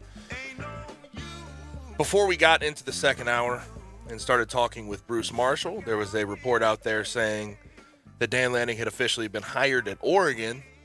There has been several people completely go against that and say that there is a source at Oregon that says the Ducks have not made a coaching hire at this time. The report of Dan Lanning being hired today is inaccurate. Source wars, Brett. Hate them. Well, we've had them from the left coast all week. Remember, we had it one night with Lane Kiffin as being was going to be named, and he wasn't. So it's been bouncing around. Why wouldn't Oregon just wait to save that money on Chip Kelly in a month? I have no idea. It's just it's bizarre how we have gotten to reporting the coaching carousel and how much we get to rumors. There's so many rumors out there that genuinely do not make sense. I've brought up the Jeff Fisher to USC that had 0% chance of happening. Condoleezza Rice to the Browns that had 0% chance of happening. Mike Tomlin to USC. But usually Brian Kelly to LSU. Oh no, that would happen. I would say generally speaking, we don't have all of the people report a report saying someone's going to a school and then immediately get shut down. But this one has, in this particular instance. That doesn't mean that Dan Lanning's out of the running. It just means that Oregon has not made an official hire. But we invite on our good friend Drew Barrett from ESPN Radio in Arkansas at dbarrett36 on Twitter. Drew, how's it going, man? Hey, it's going well. Lovely day here in the River Valley in Fort Smith, and I was listening to y'all's conversation before you brought me in. I absolutely hate the quote unquote sources and the source wars, and the when 90% of it is people just putting a bunch of random stuff in their hand, looking at it, throwing it at a wall. Well, what are your sources telling you? And just seeing what's it. What are your sources telling you? What are your sources telling you? Oh, my sources are telling me that Oregon's going to hit an absolute home run. Okay. I mean, it's coming out of left field. It's going to be the biggest hire Urban of all Meyer. time. Are you ready? Pete Are you Carroll. Just ready? keep your hands off Lane Kiffin. Are you ready? Are you ready? Yeah. Bill Belichick's tired of winning NFL Okay, there you championships. go. He wants to win it, Daddy. Yes. You heard it here first. My sources are telling I love me your Bill sources. Belichick to the University of Oregon. Hey, and if I'm wrong, that was my source, bro. That's what I was told. It's not on me. I clearly said pure source or source told me. So therefore, the blame can't come back on me. That's how Twitter in the world works, right? You can't get in trouble for false reporting as long as you say source, because that's all that all these blue check marks have ever taught me since I've been on Twitter, is that you can throw stuff against the wall. When it sticks, you were right. When it doesn't, hey, I was just misinformed. Yep. And Drew, you're so right. So many people trying to be first and trying to make a big name, big reputation off of something, and they miss badly, and it's unfortunate. Drew, I want to go to a almost a Memphis story, but it's very much a story around college football, and I'll always say it, but I want the truth. I want unvarnished from you. I'm very good friends with. He's been very good to me, and I think he is a great human being and great at his job. And that's Memphis-based sports super agent Jimmy Sexton. He can't stand that label super agent. I mean, he's just out there doing his job, advocating for his clients. How did it go over among Razorback fans that Sam Pittman has now retained his services? I think initially there were people, just like there always is. Oh, they hired Jimmy Sexton. You know what that means. He's now going to be a part of the coaching carousel. And, Jimmy controls college football, and he says who gets hired where and when, and he's just going to squeeze Arkansas out of more money. And ultimately, that's not the case. I mean, Sam Pittman came out, and if there's one person in college coaching that I guess I really feel like I can trust, it's Sam Pittman. He hasn't lied to anybody. He hasn't said anything false. He's been true to his word up through these first 2 years, and basically saying, I hired Jimmy Sexton so I didn't have to worry about it. So I didn't have to worry about my extension. I hired it so that him and Hunter Yurchek, so Jimmy and Hunter Yurchek, they can talk about all of that, so that I can just talk to Hunter Yurchek about the things that I need to make this program better. I can talk to him and have that working friendship without letting the business aspect get into it. That's really all it was. And I believe him now. I believe him when he says that he wants to retire at Arkansas, that Arkansas is a dream job of his. And when you were an O-line coach, as long as he was around college football and had a great time, lovely stint here, in Arkansas, you got to believe him. So I believe him when he says that it was more of let Jimmy Sexton deal with the money so I can deal with the team. Yeah, and that's pretty much what a lot of agents do for their coaches. And he certainly, I mean, when you look at the job he's done, I can't imagine that there's a lot of fans out there that think he doesn't deserve more money. I would imagine that people, a lot more people think that he does deserve a higher contract to keep him around. And he really didn't have a real agent. He had a friend that's an attorney in Little Rock, a nice person. Her husband played football at Arkansas. I think their son right now is in the operations department. But it reminded me of when Josh Pastner used to have his dad, Hal, do his contracts. And I told Josh one time, I said, Josh, it's time for a real agent. And Sam Pittman is a high-character guy, but it doesn't make you not high character to try to get more money out of the school that's employing you. Because they'll sure fire you if you don't win. Right. That they will. Most schools will. But I don't think it is, Sam Pittman wanting extra money. But, heck, if you ask some of the fans around here about trying to get, not only does Sam Pittman need a raise, Hunter Yurchek needs a raise, Kendall Brown needs a raise, Barry Odom needs a raise. Eric Musselman needs a raise. Eric Musselman needs a raise. The defensive Dave Van Horn needs a raise. Dave Van Horn needs a raise. And they think that you're dealing with the same budget as the U.S. Treasury. Well, it almost feels like there's you got to pay them whatever you want. Well, unfortunately, Drew, one could argue you're not Arkansas you're not could paying up the money. I had a person that knew of no affiliate. He didn't know any affiliation I possibly could have had with Arkansas. We're talking, it's a person that's employed a pretty high ranking bigwig with Nike out of the Oregon shop the weekend of the Eli Manning festivities in Oxford. We're talking about the changing financial landscape of college sports, and unsolicited, he had no clue I had any connection to Arkansas. He said, you know, there's two places in college sports that can do anything they want. They can afford anything they want. They can buy off coaches. They can pay off coaches. They can hire new coaches. They can build new facilities. They can have 10 hot tubs, 12 cold tubs, practice. They can do anything. He said, you know who they are, aren't you? I said, no. He said, Texas and Arkansas. I actually am still a little shocked by that statement. Now, being up here, you know how much money there is around, especially in Northwest Arkansas, just between the Giants, the Tyson, and Walmart. But I think the thing that would shock most people is you don't hear a lot of buzz about boosters. It's very quiet. It's not Miami where you've got apparently 50 to 100 boosters up in arms and wanting to fire Manny Diaz and bring in Mario Cristobal, and where you have too many cooks in the kitchen and just a disaster that's gone down there at Miami. So I think that it's shocking to me, and to probably would be to a lot of people, because of how silent those boosters are. They're not public, and you don't constantly hear about them. As far as the football team on the field, they play on New Year's Day against Penn State in the Outback Bowl. Slight dog. Traylon Burks opts out, which I don't blame him for. It is what it is in today's society. If he's going to be a day one, early day two pick at the very, very least.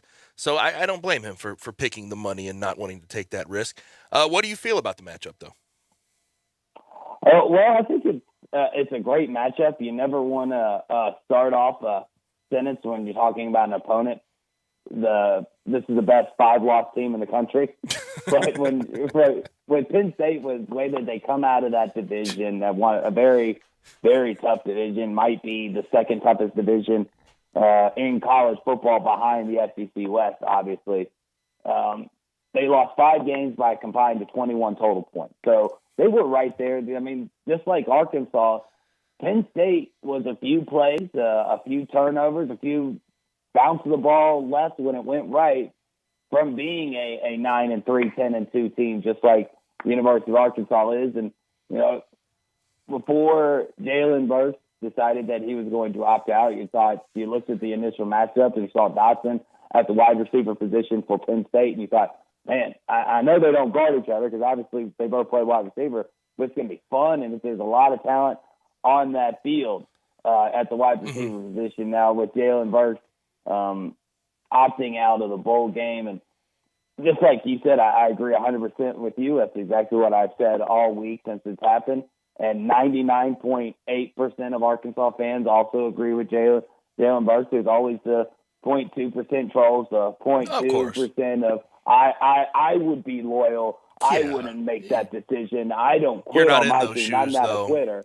Yeah. Pile of garbage. You're not in the shoes. Those people drive me crazy. But. Yeah, to make those statements when you're not in that person's shoes. Now, you said that you don't want to start a sentence with they're the most capable 5-loss team in the country. I got you beat, Drew, by a whole lot. Before the Tigers played Tulane, I said Tulane's the most capable 9-loss team in the country. So, yeah. No. I can't get after you for that one. Well, what if both things are true, though? I believe them to be true. They are. They could be, but yeah, it almost ruins your argument when you're talking about how great of a team you're about to face, and you're like, "They're the best 5-loss team I've ever seen." Drew, real quick, the Razorbacks go. They did lose 5. Yeah, Tabari in basketball, the Razorbacks go to Norman. They've had big wins. They've been tested, but this is the first legitimate road test. Yeah, well, actually, this is at a neutral site. It's at the BOK Center in Tulsa. Oh, really? Okay. Are you going? Yes. No, I'm not going to go. Tulsa's not too far. I thought about doing it, and then when I went to put in my credential request, it was about a day late. So unfortunately, I won't be there. But I thought you know might a be lot of barred funny from people. Tulsa with how you've behaved at Tiger games over there. Well, I would be as a media member, and I'd have to give them my real name. So my real name's a little different from what I go by. What's your alias name? I gotta know what you're also known as. Joey Freshwater. What else would it be? Come on, man. I love it. Exactly. I've got multiple different aliases I can use, so I can get around the system. But as far as Arkansas with playing Oklahoma tomorrow, you're right. Neutral site, I believe. I haven't checked the net. Not real neutral. Today, but no, not really. I mean, actually, as in the middle as it can be, Tulsa is 2 hours away from Norman. It's about 2 hours and 15 minutes away from Fayetteville. So it's about as middle of the road as you can get. Now, we all know what fan base the people of Tulsa aspire to, and it's not Oral Roberts, and it's not the University of Tulsa. It's OU and a little bit of Oklahoma State. But this matchup is going to be really interesting. This is going to be the first type of SEC team. And then obviously not in the SEC yet, but this is the first type of team that plays like a lot of teams in the SEC. And the big question mark around Eric Musselman and his team has been three-point shooting. Haven't shot very well, been under 30%. Now, luckily, they are about 57% from the two-point shots, and they have been taking incredibly high percentages two-point shots. They are getting offensive rebounds at a very high mark, getting rebounds on the defensive side too, spreading the ball around. But the concern is when you get into conference play, when you play a team like Nate Oates' Alabama that we know are going to live and die by the three, and if they're shooting, if they're hot, can you survive trading threes for twos? So it's going to be interesting because OU's probably about middle of the pack from shooting threes, but do have the guys to get hot. So to see if this type of style of basketball that Arkansas has been playing of, almost abandoning the three. I think last game they were 3 of 13, obviously under 30%, but also at the same time, you're not too worried because it's not 3 of 20, right? So while your makes are down, your attempts are also down. It's going to be that's going to be the biggest question mark going forward. And I think if Arkansas can defend the perimeter as well as they have the last few games, then they should be fine. And what Porter Moser's done at Oklahoma, I mean, he really has revitalized what they have going. I mean, it's a good program before he took it over. Final Four coach. He's a very, very good coach. Drew, we appreciate it, man. We always do. Hey, by the way, I have an alias for you. I have an alias for you. Just switch around your names. Just go Barrett Drew. Barrett Drew. I could definitely do that. I do have a question for y'all, though, real quick. I know y'all are up against the break. I know what the clock system is there. Do I stay true to my tweet last week and not watch the Tiger game tonight, or heck no, or do I give it another shot? Oh, come on! That was fandom. That was your heart. That was love talking. That was emotion. Fall back in love. That's Come on, emotion, Drew. That's just emotion. That was Barrett Drew doing that, not Drew Barrett. Tigers by 90. Love it. Appreciate Very it, Drew. good, Drew. Thank you, man. All right, talk to you guys next week. Talk to you. You got it. Drew Barrett with us talking the Razorbacks and the SEC, and he loves his Tigers. I know tonight on your way to the game, 2 great locations for Bellyacres. Stop by either one. The Regalia location at 6130 Poplar or at Overton Square at 2102 Trimble Place. And coming late spring, early summer of 2022, the 3rd great location at Silo Square.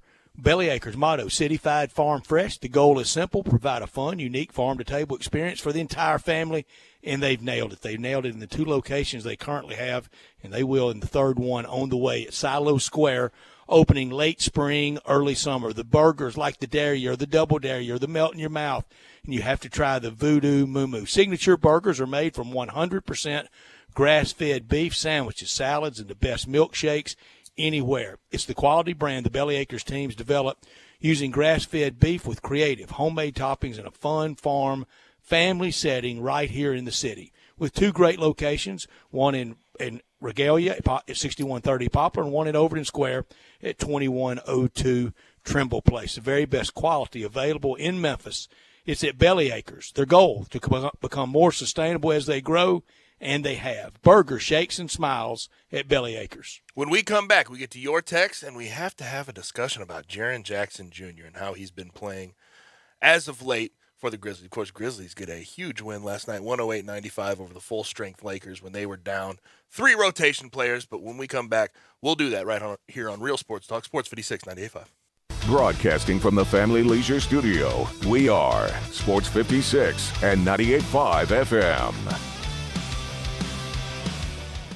So who's hitting the road for the holidays? I know there's a lot of people who want to get their car, truck, or SUV road ready. How about you? Gotta love this news from our friends at Auto Universe Germantown, 7300 Winchester, just off 385. Get this, full service maintenance with no wait time, and you can get an appointment for any day. That's unreal. Big discounts right now for everything from brake service and wheel alignment to replacing wiper blades, rotating tires, checking the battery, even servicing the transmission. Call Auto Universe Germantown today and ask for Robert. Great deal on the oil change and brake check. Or ask about the deal on the radiator service. There really is no wait time. Call for an appointment and get it done. Professional detailing is 20% off now, and you can get paintless dent removal in the Collision Center. Happy holidays from Auto Universe Germantown. Incredible selection of pre-owned luxury vehicles and full service with no wait time. 7300 Winchester or eautouniverse.com. Whether it's Miramichi, Cherokee, Galloway, or any of the numerous courses around town, you'll find me, Sheldon Rosengarten, with Mark's Bensdorf Realtors, stinking up the course, because I've been known as the worst golfer in town. But along with that tag, people often say that when it comes to selling homes, when you want the job done, call Sheldon. Yes, I spend most of my time making sure my clients get the absolute best and most successful strategic marketing program. Darn it, I hate hitting triple bogeys, but I'd rather be making my clients more for their homes quicker. And who else is going to tell you that if you're thinking of selling, talk to 2 to 3 real estate brokers, but make sure that Sheldon is one of them. Remember this, write it down. You can reach me, Sheldon Rosengarten, at memphisrelocate.com or 4830546. That's memphisrelocate.com or 4830546. Do it now. This holiday season, head into Edwin Watts Golf Shops for the hottest gifts from Titleist and Bushnell. Feel the difference with the Titleist T-Series irons. 4 models to give you maximum performance for any type of dedicated golfer. And don't miss these hot gifts from Bushnell, like the Tour V5 and the Tour V5 Shift with pin seeker technology, or the Wingman with Bluetooth and audible GPS for distance. Edwin Watts Golf Shops is home of the 90-day satisfaction guarantee, or shop us online for the holidays at worldwidegolfshops.com. Brian Elder's Roofing Solutions. I'm Brian Elder, 867-0303. Hurricane season is upon us. Is your roof ready? Are your shingles laying down and sealed properly? Call me right now, 867-0303. They say you get what you pay for. That's why my opinion is free. Maybe you've got years of life left in your roof. If so, I'll tell you that. But if I find storm damage or a compromised roof system, I'll lay out some options for you. Don't let them tell you it needs to be replaced if it only needs a repair. Call me, 867-0303.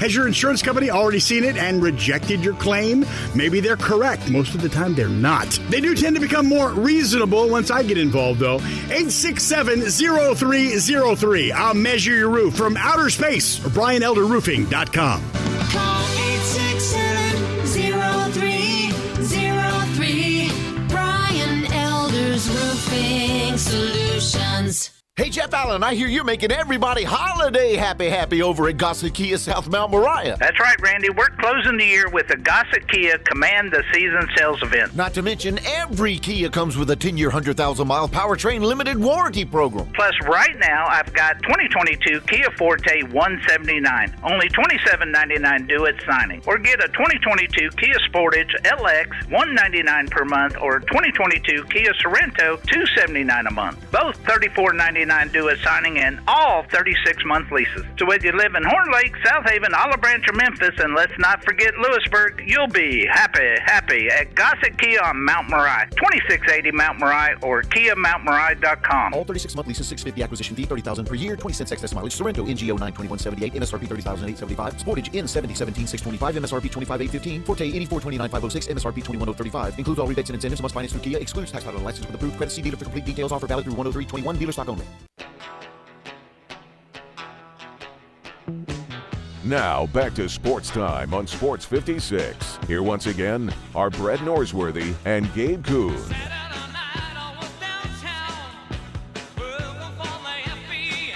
AutoZone listener line 901-360-8255. Text in questions, comments, concerns about anything we've talked about. Got a lot of Grizzlies texts, but we are going to unload that right now. John chimes in, and he answers your question about LeBron and possibly getting his jersey hung up in the rafters in L.A. He says absolutely not. Kawhi's jersey will not be hanging from the rafters in Toronto, even though he won their first championship. I think it's a little early to talk about Kawhi necessarily in Toronto. We'll see, though. Only championship? It's a pretty good comparison, though. Only championship? You think Kawhi could possibly get hung up? He delivered for him. He did. He really did. He really did. But it's not Dirk in Dallas. I mean, Dirk was one team all the way through the Mavs. To be fair, that question you pose is a tough one. If it ended all today, I don't know. That's why they call it hard ones. That's a high hard one. On Thursday Night Football, had the Vikings gave up that lead and lost last night, would Zimmer have been fired today? Whew. Probably not today. That's a high hard one. But end of the year, I think it's shaky on him at the end of the year, even with the win. I think playoffs, almost playoffs, are bust for him this year, right? Kind of looking at that. It's going to be They bust. have enough to win. And Kirk Cousins, we got every iteration of Kirk Cousins last night, didn't we? Yes. And throwing a pick in that situation. Come on. Up by 16, driving. Don't know what was going on. He gave us the full A to Z, didn't he? Mm-hmm. Someone says, why does Penny always talk about other people being the problem when he never admits his mistakes or his need to change? I mentioned this earlier in the show. At the Penny Hardaway radio show at Brookhaven, he stepped back to a certain extent on his comments. He's still stuck by the fact that he thinks the vets are somewhat of a problem, but he did. They were late, but he did. He took the onus on himself to a certain extent. We'll see if they were to lose tonight, if they were to lose in the upcoming games. You wonder if those same things will come out, but we'll have to see. Someone says, I haven't heard anyone speculate on a new defensive coordinator for the Tigers. Anybody have any news concerning the opening? No news. Pretty tight-lipped over there. Especially with the Hawaii Bowl coming up. I don't know if Coach Silverfield is worried about all that right now. The one name I will say that's in-house that makes sense is Jordan Hankins. He's their linebacker coach, was at UT Martin, had been a defensive coordinator before. Now we have a bunch of Grizz texts. Grizz with another statement win, smashing the LA Fakers. Someone says, even down Ja and Brooks, my Grizzlies stepped up and whooped the Win Lakers. of the year. But they sure did. And someone else says, Grizz Nation says, redacted the LA Fakers. I'm not going to read that word. It's not a good word. But what I mentioned about Jaren Jackson To heck Jr., with you is what they said. Brett, what Jaren Jackson Jr. has been doing the last 10 games, 20.3 points per game, 5.3 rebounds per game, 50% from the field, 38% from three on 6 attempts, attacking off the dribble, getting the shoulder into AD's chest, finishing at the rim. Is this the baseline of what we need to see from Jaren Jackson Jr. going forward? It is. I think it's the start of something beautiful. Yes, and he has been way more aggressive, and he seems to be sort of clicking right now. But consistency, injuries have sort of been his Achilles heel. We'll see how that works out going forward. But last 10 games, especially during the sort of winning spree that the Grizzlies have been on, 6 of their last 7, Jaren Jackson Jr. has been phenomenal on offense and defense. He's getting his blocks too, doing very well on the defensive end, not fouling either. That's been a very welcome sight, I will say. But that'll do it for hour number 2. When we come back for hour number 3, have a lot to get to, not a whole lot of time. Last hour of the week, Jason Munns joins us, Tigers basketball beat writer for the Commercial Appeal. He'll join us on the other side. 5:30, First National Bank and Trust Friday football forecast. And 5:45, we get out with Taco Bell crunch time and let you get to the weekend right here on Sports 56, 98.5.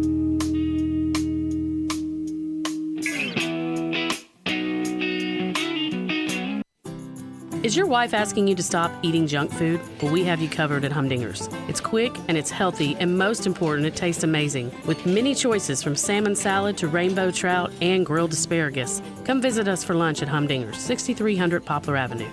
So good, Coach Penny eats with us weekly. Don't forget, Humdinger's offers full-service catering for weddings, social events, or your corporate lunches. You can call 901-260-8292 to find out more. Memphis fans, the Tigers and the Grizzlies have teamed up this year for the 901 Hoop City Pack. For just $35, you can enjoy great Memphis basketball with the Tigers against Murray State December 10th and the Grizzlies face the Rockets December 11th. That's an unbelievable value for great Memphis basketball. Call 901-678-2331 to purchase today. Go Tigers, go!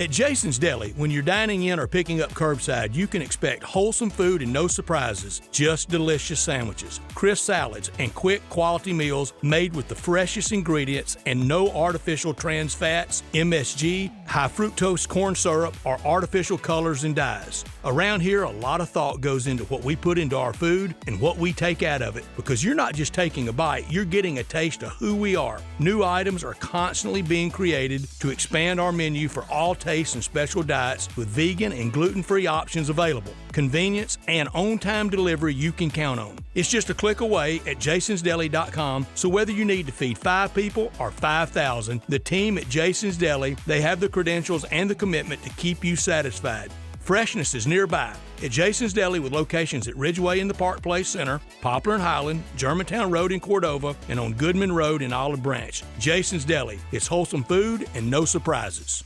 Get ready to command the season in your new Kia from Gossett Kia on the Pike. All with Kia's year-end push and a 10-year, 100,000-mile powertrain limited warranty to back them up. 2022 Kia Forte 41 MPG $179, only $27.99 due at signing. Or 2022 Kia Sportage LX front-wheel drive $199 a month. Or 2022 Kia Sorento $279 a month, both only $34.99 due at signing, all 36-month leases. If you're ready to end the year in a big way, come see Bobby J today. He's ready to buy your sleigh and put you in a new Kia. That's Gossett Kia, 1900 Covington Pike, or shop 24/7 KiaCovingtonPike.com. If you want it, we got it at Gossett Motor Cars. All 36-month leases, $650 acquisition fee, $30,000 per year, 20 cents excess mileage. Sorrento NGO 92178, MSRP $30,875. Sportage N 7017,625, MSRP $25,815. Forte $84,29,506, MSRP $21,035. Includes all rebates and incentives. Must finance through Kia. Excludes tax title and license with approved credit. See dealer for complete details. Offer valid through 103/21. Dealer stock only.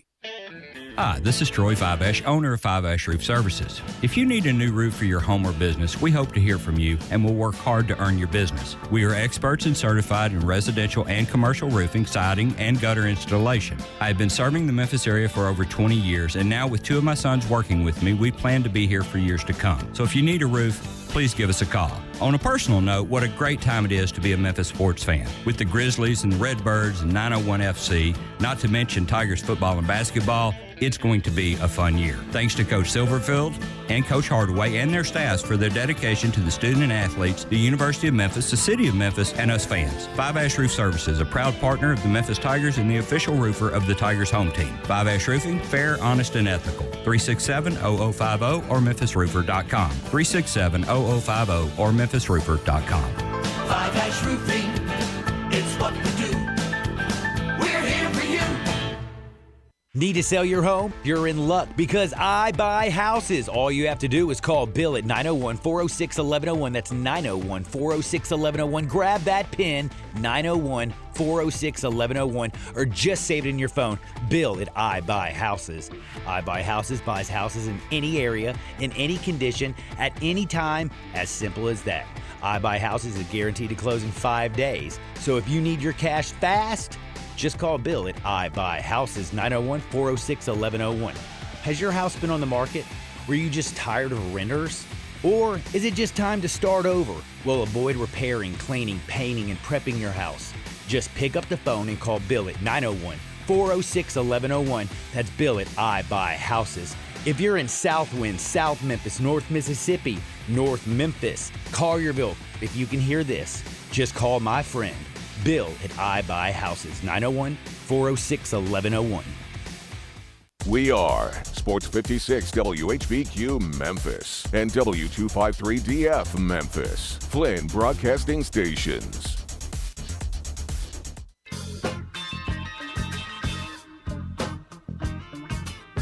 Now, back to Sports Time on Sports 56. This hour is brought to you by DeSoto Auto Sales. Here once again are Brett Norsworthy and Gabe Kuhn.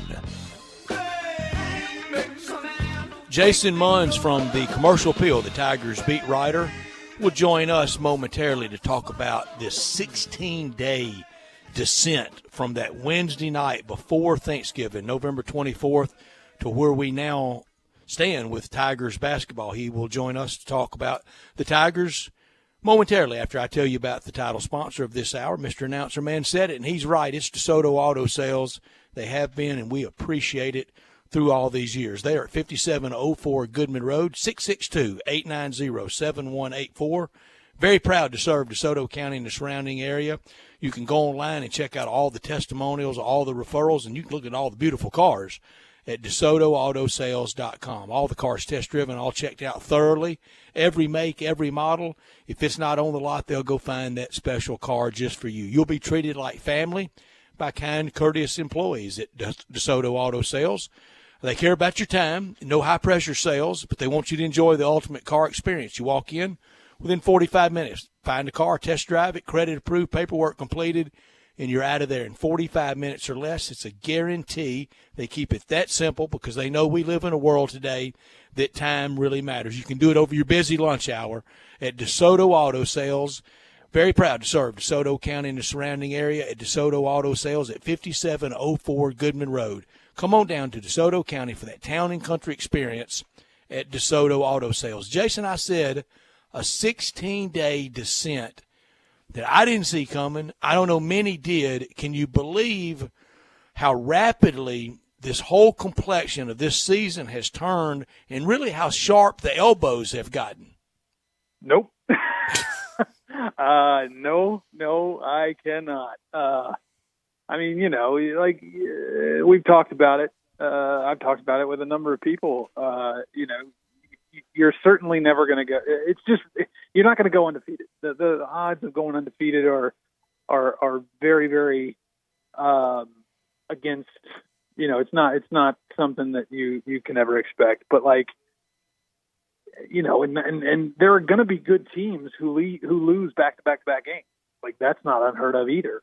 That's right. To have a really, really good team, a team that goes very deep into the NCAA tournament. At some point, during the year, they had a very rough stretch. But this is, what we've seen just in these last 2.5 weeks, these 16 days is very troubling. Very, very troubling. And not only what we've seen, but what we've heard. And that's really the biggest thing that is, that has sent this, elevated this from just a rough patch. It fueled the sharp elbows, the lack of accountability. It did. Really until Monday night at Brookhaven Circle that you covered very well on your Twitter feed for the Commercial Appeal. Until then, that only fueled the sharp elbows because people know, especially college players, you give them all the credit, but you never blame them. Yeah, I was just, I did not think for the life of me that after what was said after the Georgia game, that we would get anything close to that, even if you lose. Even if you lose at Ole Miss, I didn't think that we'd get anything close to that after Ole Miss, and then we did. Now, this week has been better. It's been a little what criticism there is. It's been a little more constructive, less, as you said, sharp, less pointed. But I think depending on how the rest of the season shakes out, it may be the damage is already done. Did you get the sense that he sort of, I'm not going to say he regretted, I don't think Penny Hardaway regrets what he said after those games, but that he was trying to take a step back, that he thought maybe looking back at it, it may have been a little too harsh, and that it looked like he sort of looked in the mirror before he got to Brookhaven? It's possible. It's it's certainly possible. But without asking him, I don't. It's hard to speak for him. But yeah, no, it's certainly possible. I don't know whether it was like just self-reflection or whether somebody got to him and said, "Hey, you may need to at the very least, if you're going to be as revealing as you are and as candid as you have been, you might want to also try to balance it out." Right. Yes. It doesn't need to just be piling on the way that it had been up to that point. Now, and to his credit, he did that. He has done that this week. And after the Ole Miss game, there was a big sort of fuss made from Penny Hardaway about the veteran players, about getting them less time on the floor, about playing Tyler Harris, about playing Jaden Hardaway more. Now that we've sort of gone through the week, do you get any type of sense that has calmed down? What do you think? And I know we won't know until pregame tonight exactly what he's going to do with playing time and who he's going to start, but what is your feel on how this week has sort of shaped out and what the starting lineup may look like tonight? I don't get the sense that he is that his stance is as hard line as it sounded after the Ole Miss game. Okay. Now, he did say yesterday to the media that one of the if not the biggest reasons for the line change before the media timeout was because the starting lineup wasn't playing with enough energy. They were not going full speed, and he had seen enough of it, and it was, you're not going to give me the energy I asked for, then you're going to be out. So I don't know what the exactly what the starting lineup is going to look like tonight, but I have a feeling that however it looks, whoever is starting, they better give him energy, or else it's going, however it shakes out, it's going to get shaken up after that. Jason, the surprise factor for you reporting on this team for these years, at the blowback, the heavy criticism, really a lot of people repulsed by the blame game. All right, I want your reaction. You've provided so far, but also what can you report from some of those loyalists, some of those longtime Tiger boosters that when I saw the video, be it on your Twitter feed or on television from the other night, you recognize those names or those faces, and I know those names, and I know how loyal they are to the program and to Penny. Are they rattled? To best you can report, has Penny been rattled by this blowback?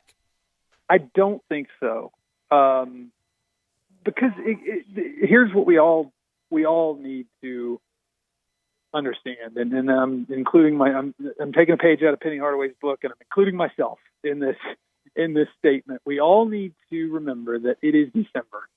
Okay, right.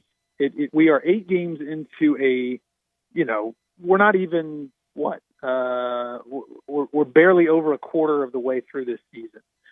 So yes, again, the 8 games in, it's very early. I think so I don't know if I would go so far as to say rattled. I think people, as you said, loyalists and supporters and fans and those sorts of things. I think they're just, they just want to make sure that whatever is going on, that it ends now or very soon. Because, and the other thing is not only is it still early, but there are still opportunities to get moving in the right direction. Next week is huge. But tonight is huge as well. Murray State is not a bad team. Big. Yeah. Big Murray State is not a bad team. So if you come out and lay another egg, then I think we're talking serious rattling at that point. But based on the conversation that we had with Penny Hardaway on yesterday, during his pregame his pre-home game press conference, I think he's very disappointed. I think he's a competitor. He hates to lose. So back-to-back losses are going to upset him. But I don't think that like he's questioning himself or he's questioning, beyond the normal type stuff, like beyond the, he said, I'm going to press more. I kind of got away from pressing. My MO is playing a very high level of defense, and we've sort of not done that the last 3 games. So I'm going to get back to that. So in that way, he's sort of, second guessing himself or disappointed in himself. But I don't think that it rises to the level of, quote unquote, being overly rattled, if that makes any sense. Right. And one thing, and I promise you, Jason, we'll get to the schedule. We'll talk about Murray State, what the matchup is like tonight, what's right ahead of them. But the one thing I haven't really seen or like sort of understood about what Penny Hardaway talks about the veteran guys and the rift in the locker room and the guys not meshing and the guys being sort of not good teammates to each other. Has he given an attribution? Has he attributed anything to those feelings? Has he attributed anything to the why of why they're not meshing and why they're not getting along? Not explicitly. Okay. I don't think so. But I think he's given enough context to make us all understand that, here you led a team and you relied on a group of players to win a national an NIT championship.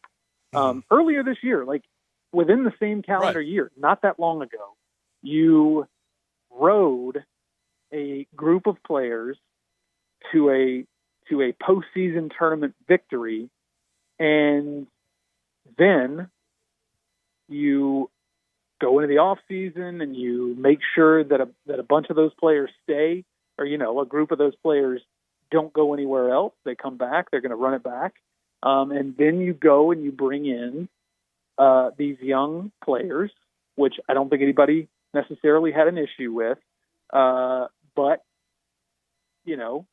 I think that the impression that Penny Hardaway is giving people is that the veterans just have not taken too kindly to helping another player. Okay. To like helping another player, like bringing along. I'm going to lift up this player, and in the process, I'm going to lower my own profile. Okay. He brings in everybody, like Penny Hardaway sells everybody on the NBA experience, and now he's asking players that he got to come here because of that NBA experience to take a back seat to other players so that they can enjoy the NBA experience. I think that's the biggest thing. But he's got three veteran players, Quinones, Nolly, and DeAndre Williams, that are never seeing the NBA. Right. Yeah. Oh, yeah. Well, I mean, they may think differently. Yeah, exactly. That's and that's the most important thing. Right. I mean, like we can, everybody in the world can see one thing, but if they believe that that in their heart that it's something else, well, then that's going to be what matters most. It's really just role acceptance in any good team. With any good coach, there has to be a certain amount of letting people know what their role is. And I wonder if Penny Hardaway is defining them behind closed doors, but we will see. We have time to see how that plays out. Now, right ahead of them, Murray State. What do you think about this matchup? I know Murray State likes to get up and down. Matt McMahon has done a decent job there, although everybody does a decent job at Murray State. What do you think about this matchup tonight? They are the Racers. Yeah, they're kind of like Memphis in that way. They like to push the pace. They're not very deep. They've got 2 or 3 guys who carry the load for them, and that's the type of matchup that I think Penny Hardaway has Memphis has thrived in those types of situations in years past. With the type of defense that Penny Hardaway likes to play, he likes to go after the head of the snake, so to speak. Take away the number one and or number two options, and make the third, fourth, fifth, and sixth guys beat you. And not nothing against Murray State, but outside of their top two guys, I can remember their first names, not their last names. KJ and Tevin. Tevin Brown, KJ Williams. There you go. You take those two out, or you limit their scoring opportunities, and you should, if things are, if when Memphis is right, then that'll be a good situation for Memphis, and I think that's kind of what their game plan is tonight. Penny has said multiple times this week that he's going to get back to playing the defense, the type of defense that he knows how to play, and I think that's going to be their game plan tonight. Jason, I'm not asking for you to call names, but if it's me, you can. I don't mind. Have you heard anything, seen anything from people that probably should know better? I'm not talking about just random Twitter person. Thank you for following. I know all that good stuff, but from someone that should know better. What is the most unfair thing you've seen in this 16 days descent? I don't think Penny Hardaway needs to be fired. I don't think that he is a terrible coach.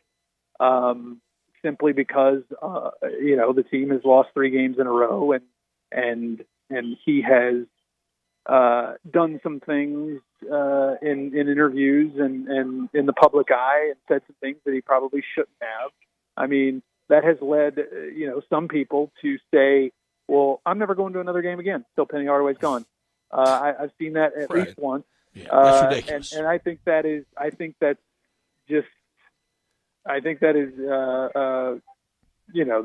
that's kind of way over the top and unfair. Because again, this does not mean this 3-game losing streak and the things that Penny Hardaway said. This does not make him a bad coach. It does not make Memphis a bad team. I would say that's what it is. I've got somebody texting me quibbling with my math.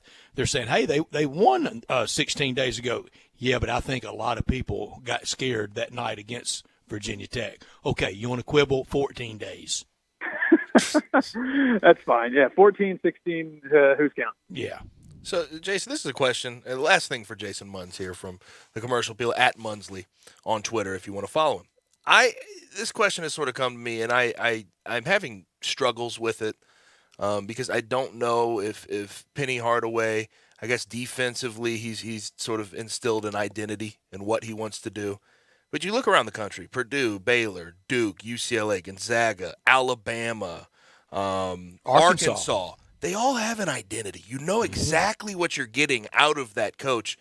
If the Tigers are to hit their stride and look good, look like a top 25 team, top 20 team, what identity do you think would come out of that? Strong defense, length. A team that uses its length to its advantage on defense to help create easier scoring opportunities on the other end of the floor. I mean, I think that's kind of been day one strategy for Penny Hardaway, at least since he's gotten his own players in here.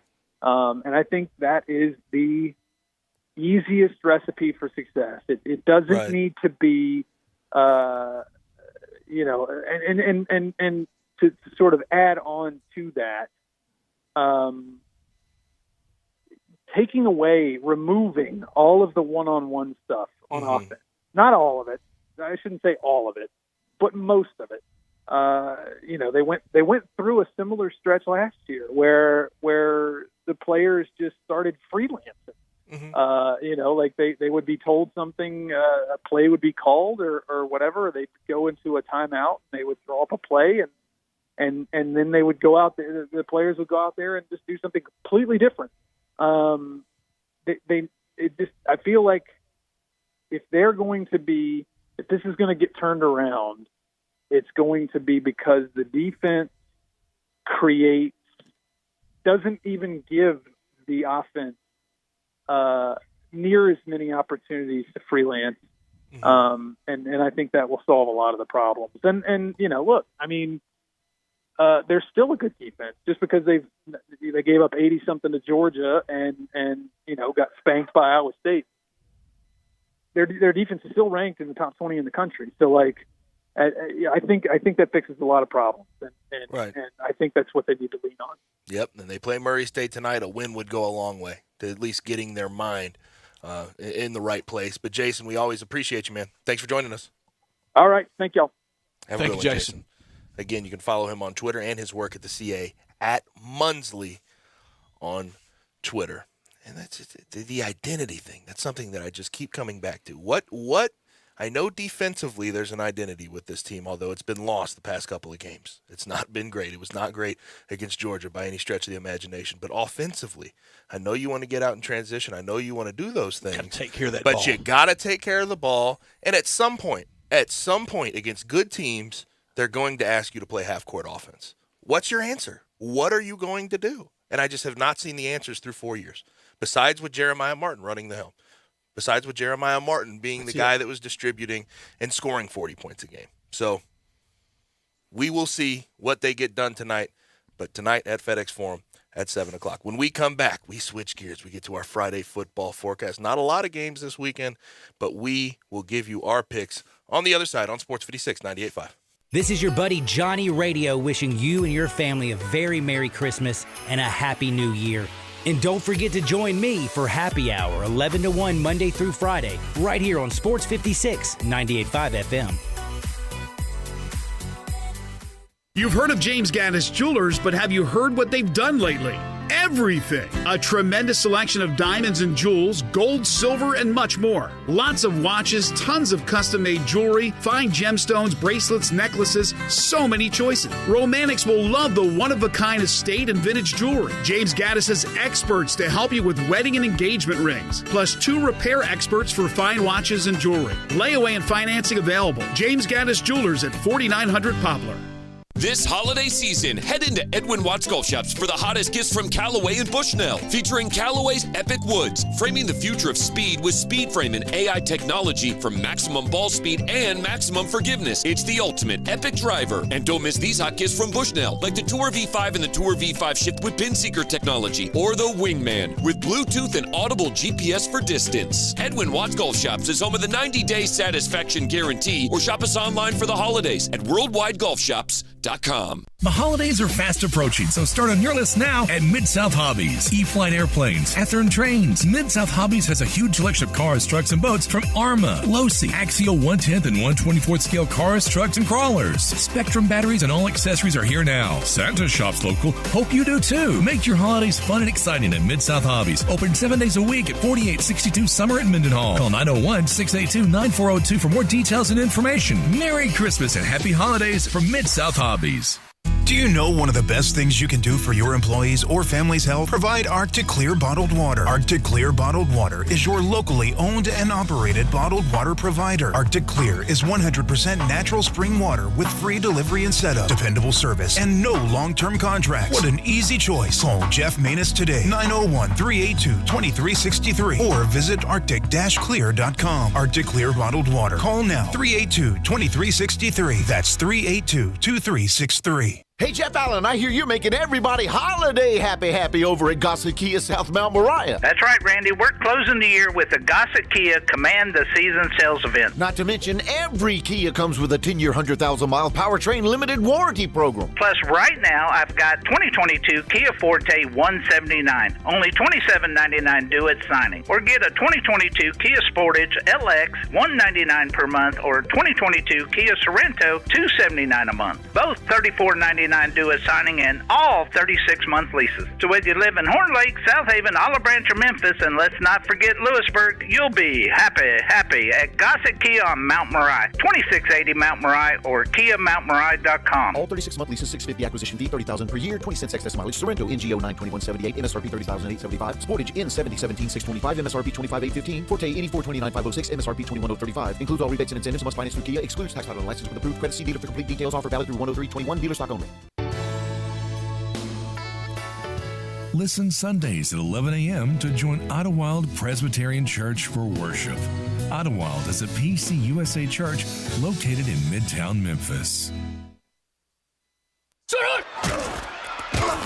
Friday football forecast from First National Bank and Trust, a division of First National Bank of Eastern Arkansas. Real estate isn't something you purchase or develop or desire. It's something you appreciate, respect, and know. With real estate, there's no gray area. You either know it or you don't. First National Bank and Trust, a proud division of First National Bank of Eastern Arkansas. They've known it since their beginning in 1886. Clients depend on First National Bank because they know real estate. Brooks Winchester, Curtis Gentry, Bill Samish, and many more can assist you in your acquisition of that hunting land, farmland, a construction project. Let First National Bank and Trust make your dreams a reality. 775 Ridge Lake Boulevard, Suite 140 in Memphis, 901-498-5763, or the office in Collierville, or online at fnbtmemphis.com. For commercial real estate, residential construction, or recreational and agriculture financing, let First National Bank and Trust help you. They're a division of First National Bank of Eastern Arkansas, where I have had an account, been a friend, and been a customer my entire life.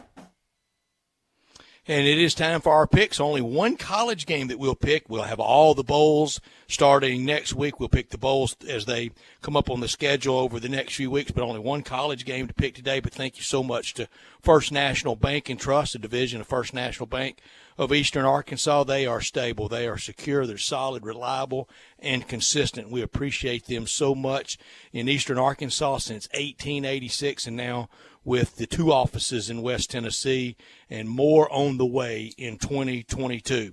Tomorrow, 2 o'clock on CBS, the only college game tomorrow. Before the Heisman Trophy ceremony tomorrow night, it's the Army-Navy game. Army's minus 7.5-point favorite over Navy. This game in the New York suburbs at MetLife. I saw where all 4 Heisman Trophy finalists will be on the stage tomorrow during game day from MetLife Stadium. Gabe, I got to go to this game in 2001, 80 days after 9/11. Wow. You talking about patriotism, red, white, and blue is one of the great feelings of my life. To go to the vet, 68 degrees at kickoff that day, a December 1st record in Philadelphia, PA, the whole town. And it was the safest place on planet Earth. My mother was scared to death of Philadelphia getting hit, the Army-Navy game getting hit. And that night out, on that Friday night out in Philadelphia, the news started going about that the president would be there the next day. I'm telling you, no place on earth was safer than being at the vet that day. Literally surface-to-air missile batteries outside the stadium, and they weren't for decoration that day. Nothing was getting close to that stadium. Brett, I have to make it to an Army-Navy game. I have sure to. Do. And, you do. And just watching it over all these years, having a buddy who was a captain at the Army, having played Navy, it looks insane every single year, no matter what Navy looks like, no matter what Army looks like. They've had some down years. They have had some down years, and it's still packed out, and it's still awesome to watch. Army ran the opening kickoff back that day and went on to win, and then they went on that long drought to the Naval Academy, and now they've kind of turned it around in their favor. But it was such a scene that day when the president switched sides at halftime. The Americana, the red, white, and blue, was overwhelming. There's no other game I would watch that would be triple option versus triple option besides this one. The only one, the one that actually keeps me past 8th grade football. Yeah, right. I mean, not 8th graders don't even run triple option versus triple option anymore. I pick them every year. My dad served in the Army. Give me the Army minus 7.5. And Army's just better. Jeff Monken's been better. Army minus 7.5. I'm going to give you the under too. I'm going for 16 straight, right? 17 out of 21, I believe. Let's go with the under too. I know I'm not going to get credit for that. Last year, what was it? 15-0. First team to 14 wins. I took every cold weather clothing garb I had, 68 degrees and not a cloud in the sky at kickoff that day. I didn't need to drag all that stuff to Philly. And not a single guy playing has sleeves on. No. And being at Philly at the Vet that day was great, too. That was the last time that this game was ever held at the Vet. I beg people, go out there, Google it right now. Go to CBS Sportsline and read who's Dennis Dodd, their big college football columnist, and he has a long-form feature on that game in 2001 and on the quarterback that day for Army and what his life entailed from that day. And I swear, Gabe, sitting there that day, I thought, man, you guys, you're gonna be in the stuff. I mean, it's gonna be for keeps. Right. Your next 5 to 10 to 15 years. And Dennis Dodd today nailed it with a piece at CBS about the Army quarterback with very serious post-traumatic PTSD from serving, and a bunch did, and his friends, his teammates, the opponents that day for Navy that were lost in the war that ensued from everything that fall. Bryant, right. Your pick. You know, I do think Army's the better team, but I just can't argue rivalry game effect. So I'll go with Navy. Rivalry. Okay. Look at a lot of the rivalries this year around college football. Maybe those teams didn't win, but those points were certainly enticing. We started the NFL week last night with a group lock that went afoul. Not a good pick, but we got to do better than that. Noon on Sunday on CBS, Kansas City. Yeah, Kansas City. Super Bowl team last year, Super Bowl winner 2 years ago, 3 straight AFC championship games for the very proud Kansas City franchise, and they look to be rounding into form right now.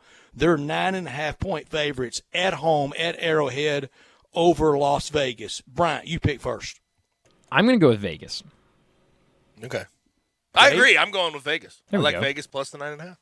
No group lock. Kansas City's rounding into form, as I said. So give me Kansas City to lay the 9.5. I think they win going away.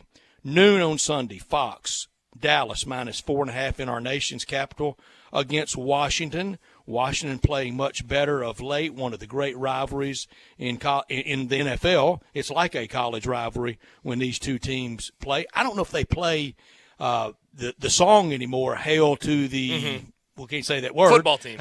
Hail to the football. Do they play the song? I'm not sure. I one have of not the checked up great on that. one of the great fight songs in sports in the day, but I don't know if they play. By the way, anymore. what do you think about the Vikings? The skull and the horn that they play, and the horn got a little old last night. didn't it? And I thought I they had remember it there was a pumped flag up a little loud, There didn't they? there was a flag that got thrown on that 3rd and 3 at the end of the game, where there was a stop, but they threw a flag. It looked like it was going to be a PI, and they blew the horn, and they picked up the flag and waved off the pass interference. So they had a errant premature horn too. You can't do that. And I would like to know the public address announcer for the Vikings home games. And I remember sitting there at Super Bowl 52 and thinking, man, this voice is better than John Facenda.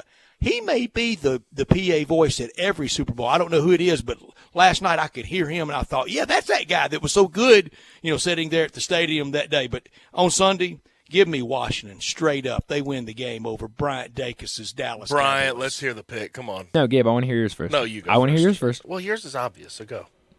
Cowboys big. Cowboys big. Big. You're funny. You're hilarious. Big. Get out of here. Although, I will say that Alan Bell did agree with you. I'm going Washington. Give me my Washington football team. Your Washington football team? Plus the 4.5 straight up. Let's go straight Gabe, in up. the day, Washington would have been your team with the Hogs, with that offensive line. And you know Russ where they Grant. got the nickname, don't you? You're going to have to tell me. Joe Gibbs wants the offensive line coach for the Arkansas Razorbacks, and with a lineman on their team named R.C. Tillman, big guy from Houston, Texas. That's where they got nicknamed the Hogs. Football team is going to win straight up. 3:25 Sunday afternoon, CBS, Tampa Bay. You heard the breakdown from Alan Bell and how good they've been at home that they haven't lost in how long? 3.5-point favorite over Buffalo. Really strange for Buffalo going in this game. The thinking might be that Buffalo's in better weather than they were in Buffalo-type weather last week. I don't care where they're playing. Give me Tampa Bay, lay the 3.5.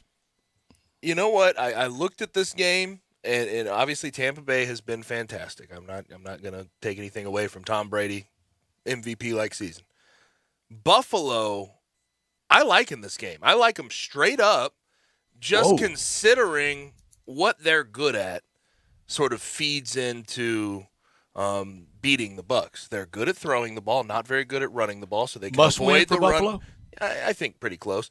But it is the Bucs, and I think down the stretch of the season, I think it's as long as the Bills get into the playoffs, they can be comfortable. But the Bills can throw the ball, not run the ball very well, so they don't have to deal with the teeth of that Bucs defense. And then on the other side, I'm not sure that the Bucs run game is going to be able to do much, even though the Bills' rush defense is not all that great. And throwing on them has been tough. I think they have a decent defensive backfield. So I just think this matchup, from a matchup perspective, I think Buffalo takes it. Brian? I'll say out of the 3 games that we picked, this was the hardest one for me. But I'm going to go with the Bucs. Okay. So 2 say Tampa Bay. Gabe says Buffalo. NFL lock time is must win in his stretch of his NFL career. He's brought this franchise a long, long way, but they got to get over the top. I had him in the preseason, the AFC Championship game, being defeated by the Tennessee Titans. It is go time on Sunday for Baker Mayfield in Cleveland. My NFL lock, Cleveland minus 2.5 over Baltimore. Battle of Heisman Trophy winning quarterbacks on the day after the Heisman will be handed out to Bryce Young. Gabe? I was very close to picking that game, but instead I saw this big number. Packers at home, 12.5. Love it. Absolutely love it. Packers minus 12.5 versus the Bears. Justin Fields is coming back, playing in Lambeau. I don't see the Bears being able to score. Is that a little bit of everything, loving the Packers and disliking the Bears? All of it. Yeah, it's all of it. Bryant? And in Lambeau. Don't like that. I was getting really excited, and you let me down because we were about to have a group lock for our lock. We've never had that. It would be the rarest of rare. I'm going with the Cleveland. Group lock for the NFL lock. We were close. Cleveland. We were very close. Minus 2.5. NFL shot. We'll stay with you, Bryant. I'm going to go with the Bengals plus 1.5. Bengals, whatever. Same thing. Yeah, I'm taking them plus 1.5. Once a Super Bowl, Cincinnati against San Francisco. Twice a Super Bowl, wasn't it? Yeah, twice a Super Bowl. Gabe? My shock, after their first win of the season, we're going to go with the Lions plus the 10.5 at Denver. Gotta love it. They're riding high. I'm not going to call it straight up victory, but they can cover the 10.5. That's a big number. Dome team, outdoor, maybe in some conditions, elements at Denver on Sunday. The Lions going for the very rare 2 in a row. Rare for them to have 1 in a row. Right, true. And you're going with the 2 in a row. And, Gabe, you are a smart man. That's exactly where I'm staying with my Lions, plus 10.5 at Denver. Perfect. I'm calling it. Straight up. I don't even need the points. That 2-game winning streak. Okay. You're crazy. Okay, Brett. What is that? Okay, let's say straight up. Let's say straight up at home loss to the 1-10-1 Lions. Vic Fangio? I mean, how many days does he have left if that happens? It's trouble already for him, but that could get you in a lot of trouble. Look, I love bad teams, but they're not winning on Sunday. Oh, come on. Boy, that pick did not go over well. That's your First National Bank Friday football forecast. First National Bank and Trust, a division of First National Bank of Eastern Arkansas for real estate, whether it's commercial, ag, hunting, recreational. Give them a call. Contact them at fnbt.com or call them at 901-498-5763. 2 great offices now in West Tennessee and the mainstay, The Rock, in Eastern Arkansas since 1886. Before we get into our last segment, did you catch the award ceremony last night? Any surprises? Anything that you wish went another way? I was mostly on the Grizzlies, but I went over there a little, not a lot. What did I miss anything? Nothing in particular. Special? Maxwell Award goes to Bryce Young. Walter Camp Award goes to Kenneth Walker III. We talked about Luke Fickell, Coach of the Year. Jim Thorpe, this was the one that I was watching very closely for. I told you yesterday, Bryant wouldn't recognize Jim Thorpe because he didn't play in his lifetime. He You're didn't play absolutely in right. anybody's lifetime. He 100%. played in the early 20th century. But Jim Thorpe, I was watching that one very closely. Best defensive back in the country. I have a friend over at Oregon who's probably going to be pretty high pick. Day 1, day 2, Verone McKinley III. He's got 6 interceptions this year. He's got about 70 tackles. He's their free safety. I thought for sure he was going to win it, but they ended up giving it to Kobe Bryant at Cincinnati, and he deserves that. Davey O'Brien, Bryce Young. It looks like Bryce Young's going to sweep. Davey O'Brien, Maxwell, and then Heisman. Bama's going to need a big old truck to bring all those trophies home from New York. Remington Award, a guy that I don't know a lot of people know, but from Iowa, Tyler Linderbaum. Have you seen that kid play? Yeah, and I loved your ridiculous. tweet. He exudes Iowa, doesn't he? He really He's does.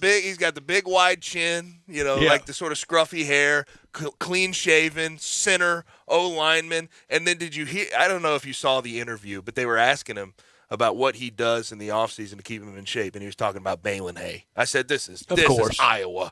This is Iowa through and through. Butt-Kiss Award went to Nakobe Dean. I thought that was very from Horn Lake. Very deserved. Doak Walker, Kenneth Walker III, Biletnikoff. This was a surprise, I thought. If you said that this kid was going to win it going into the year, I would have told you were wrong. Jamison Williams was, of course, up for the award, but Jordan Addison from Pittsburgh gets it, and I think that's a good and a lot of Kenny Pickett and a lot of George success, they go hand in hand. And Defensive Player of the Year, Bednarik Award, Jordan Davis. From Georgia. So very, very good night last night. And then they did announce the AP Coach of the Year, no surprise, I think at least. Jim Harbaugh got AP Coach of the Year this morning. Deserving. Very deserving. What he did. And think about the especially coaches. with the pressure on him. Think about the coaches' awards. AP Coach of the Year goes to Jim Harbaugh, and then Josh Gaddis ends up getting the Broyles Award for Best Assistant Coach. So good coaching staff they have. And everybody thought down the stretch that Michigan would stumble, and they got better really from that Michigan State loss after giving up that big lead. They got better every week. We've got 2 great locations for the commissary. And I talked to Walker Taylor today, and he said thank you to everyone. Wants me to really express to everyone how much he appreciates them and the staffs at both commissaries for the support over these trying last 2 years. We're coming up on 2 years of it's been something out there to be in business, to be in the restaurant business, but it's been rewarding for them, and they appreciate everyone out there that has supported them at the Collierville Commissary, Houston Levy, and Poplar, and the original in Germantown. If you're craving an easier way to order, text Commissary, 2 M's, 2 S's to 33733. That's the way to start that barbecue feast with the great appetizers like the cheese plate or the tamales or the barbecue nachos or the Brunswick stew right now. And, of course, the barbecue that's made them famous worldwide at the Germantown Commissary in the early 80s and now continuing with the Collierville Commissary. The ribs, the shoulder, also very good. All the sides, beans, slaw, deviled eggs, bread as well. And you can order it by the pound. Don't forget about the 6-pack or the 8-pack or the 12-pack. But what you better really not forget about is the hickory smoked turkey, the holiday turkey.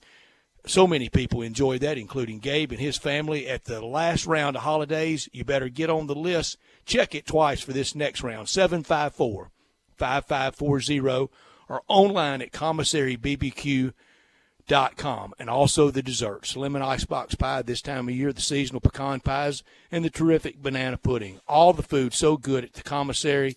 And again, Walker thanks everyone. And Walker also wants a shout-out for his beloved alma mater. He still has faith in his Tigers, and he's guaranteeing a win tonight. The new Collierville Commissary, Houston Levy and Poplar, are the original in Germantown. And, Brett, I did miss one award that I really wanted to highlight, the Burlsworth Trophy, top former walk-on. Yeah. Went to Grant Morgan in Arkansas. Starts at Arkansas, and you get an Arkansas player. He's very a tackling good machine, linebacker. isn't He goes back to Arkansas. And I thought that was just a good tribute to Brandon And Burlsworth. they're kind of from the same part of the country up there. Harrison for Brandon Burlsworth and Greenwood for Grant Morgan. When we come back, it'll be time to wrap up this show and the week with Taco Bell Crunch Time right here on Sports Time with Gabe and Stats.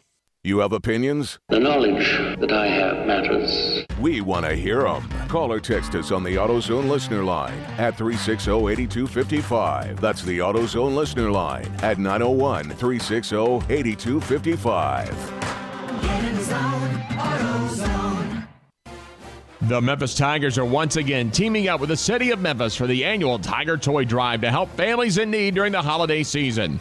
Bring a new unwrapped toy to the women's game against Southern December 4th, and you'll get free admission to the door. In addition, if you bring a new unwrapped toy to either men's game against Murray State December 10th or Alabama December 14th, you'll receive up to 2 free tickets to the Alabama State game December 21st. Come watch the Tigers and donate to a great cause. 5-Ash Roofing, it's what we do. Roofing and siding, gutters too. We're the pros you can trust to get it done right. Call on us. 5-Ash Roofing, the name to know. 5-Ash Roofing, the only way to go. 5-Ash Roofing, it's what we do. 5-Ash Roofing. Is that not the corniest thing you've ever heard? Can you believe I paid good money for that silly jingle? Well, the experts say make it memorable, and I think I got my money's worth. 5-Ash Roof Services, proud partner of the Memphis Tigers and the official roofer of the Tigers home team. 5-Ash Roofing, 367-0050 or memphisroofer.com. 367-0050 or memphisroofer.com. 5-Ash Roofing, it's what we do. We're here for you. I'm Gary York. I'm the service director at Lexus of Memphis. Our service department wants to be more than just a place where you get your oil changed. We do glass repair, windshield replacement, recalibration of your camera and sonar systems, even wheel repair, tire replacement, all the things you would expect from a luxury automotive dealer. Please check out our website. You can schedule your appointment, check out our specials, hours of operation, or if you'd like to do it in person, please reach out to one of our associates at 901-271-5199. We're planning a trip to Spain later this year. But our Spanish is pretty bad. So we're using Babbel. Babbel's conversation-based method teaches you real-life words and phrases. And with Babbel's interactive, bite-sized lessons, you'll remember what you learned. There's no easier way to learn another language. Ahora hablamos español. He just said now we speak Spanish. Babbel, language for life. Now try Babbel for free. Just go to Babbel.com. That's Babbel.com. I'm with John Burgos in the alley at the world-famous Rendezvous. John, it's so good to see you. How are things at the restaurant? Thank you, Brett. We are here and we're making it. I have to say a big thank you to all of our customers that ordered food during the curbside days, bought gift certificate when times were slow, ordered food to be shipped from our shipping kitchen, and then came back down to eat when our doors reopened. We owe a debt to the Memphis and surrounding community for supporting us when we need it. I hope y'all all come eat some barbecue with us, but I also hope you'll support our local restaurants. And if your service is a little slow or an item isn't on the menu that you enjoy, cut them a little slack. Hopefully it'll be there soon. Thank you, John. We appreciate you for feeding all of us, and we will take that advice to heart. Brett, we also have a new twist at the Rendezvous. We now have outdoor dining. It's in the side alley along the Rendezvous, not the one in the front. And depending on the weather and depending on staffing, please call ahead to make sure we're open. And we hope it becomes a mainstay here at the Rendezvous. Mr. Charlie Burgos' world-famous Rendezvous in the alley in downtown Memphis. Now, back to Sports Time on Sports 56. Here once again are Brett Norsworthy and Gabe Kuhn. Big weekend of programming ahead on 560 AM, 98.5 FM. These airwaves right here on Saturday. Tomorrow, AutoZone Liberty Bowl High School All-Star Game at 2:30. That should be fun. Ole Miss versus Western Kentucky. That will start at 7 p.m. On Sunday, we have a bunch of football, as we always do. Raiders at Chiefs, 12 p. Bills at Buccaneers, 3 p. Bears at Packers, Sunday Night Football. Coverage will start at 7 p.m. It's officially time for Crunch Time.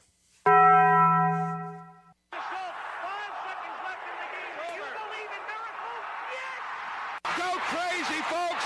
Go crazy! This is Geraldo. It is Crunch Time. You are looking live. In your life have you seen anything like that? Goodbye! Hello, Haskins. It's obviously Crunch Time. Hammer, nail, coffin. This baby is over.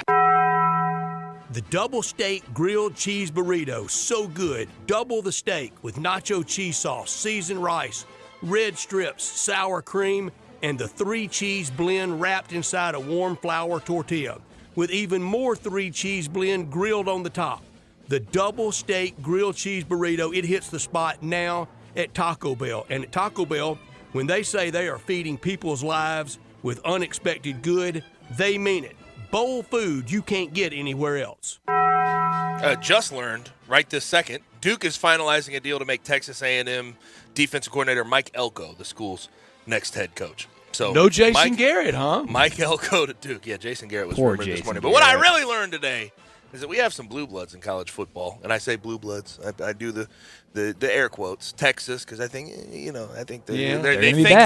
think a lot. They higher. think they are. They think a lot higher of themselves than they actually are. But Clemson as well. Texas, I'll start with them. Signed 53 players between 2018 and 2019. 30 have left via the portal, medically retired or given up football. The 2019 class, obviously you get 25 in every single class for recruiting. Only 9 guys are left on campus at Texas. Unbelievable. And also in Clemson, they have had 3 decommits in the last week, and they do really good in recruiting, especially under Dabo Swinney with Brent Venables and Tony Elliott. But with all of the things going on, they've had 3 decommits in the last week. Today, 5-star cornerback Dalen Everett decommitted, and this is per Chris Hummer of 247 Sports. 3 decommits in a week is more than they've had in the past 4 recruiting cycles altogether. Past 4 recruiting cycles, only 2 decommits the entire time, 3 in the past week. People getting shaky. What I learned today is how we got here so fast with a must-win game against Murray State. Well, I can tell you, first of all, people in this town has really smart basketball fans. They see dysfunction. They understand dysfunction, and they don't like it. And they are speaking. It's some stuff over the top, but not all of it is. And people are waiting to see and to have confidence in Coach Penny Hardaway. Everybody had been pretty patient, and now the patience starting to run thin. Yeah, and especially with some of the things he said post-game. It causes concerns that I don't think a lot of people want to hear when you have all this type of talent. That's been the main didn't question. allay concerns, did it? Yeah, when you have the main question being, oh, there's one ball. How are you going to get all these guys involved?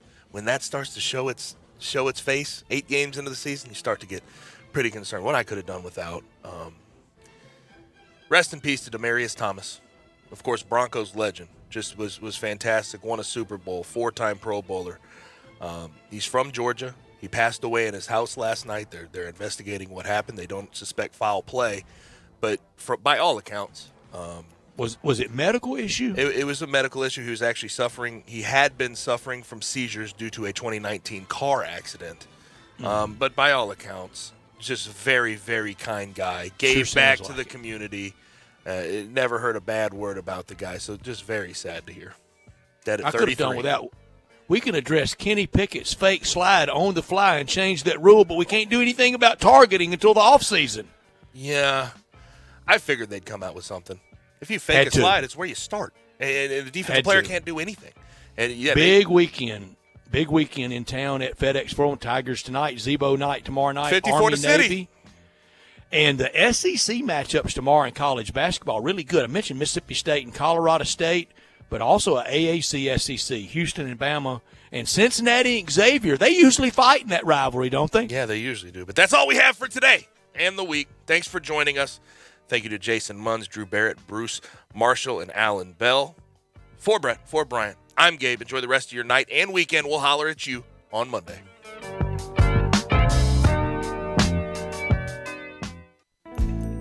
Barks now offers you just about everything you need for your furry family member. Daycare, luxury boarding, award-winning grooming, veterinary checkups, diagnostic services including digital x-ray, fluoroscopy and ultrasound, complete dental service, vaccinations, preventative care for fleas, ticks, and heartworms, and just about any needed surgical treatment. And did I mention that we treat cats and all types of exotic pets? We are the newest member of the Barks family and the newest, most high-tech veterinary hospital in the Mid-South. Located directly across the street from Barks and Recreation, we are a full-service hospital with a fantastic, experienced staff. If you're having problems getting a timely appointment at your current vet's facility, we are here to serve you. Call us at 901-979-8888. Barks and Medication. Excellence in veterinary care. Brian Elder's Roofing Solutions. I'm Brian Elder, 867-0303. Hurricane season is upon us. Is your roof ready? Are your shingles laying down and sealed properly? Call me right now, 867-0303. They say you get what you pay for. That's why my opinion is free. Maybe you've got years of life left in your roof. If so, I'll tell you that. But if I find storm damage or a compromised roof system, I'll lay out some options for you. Don't let them tell you it needs to be replaced if it only needs a repair. Call me, 867-0303.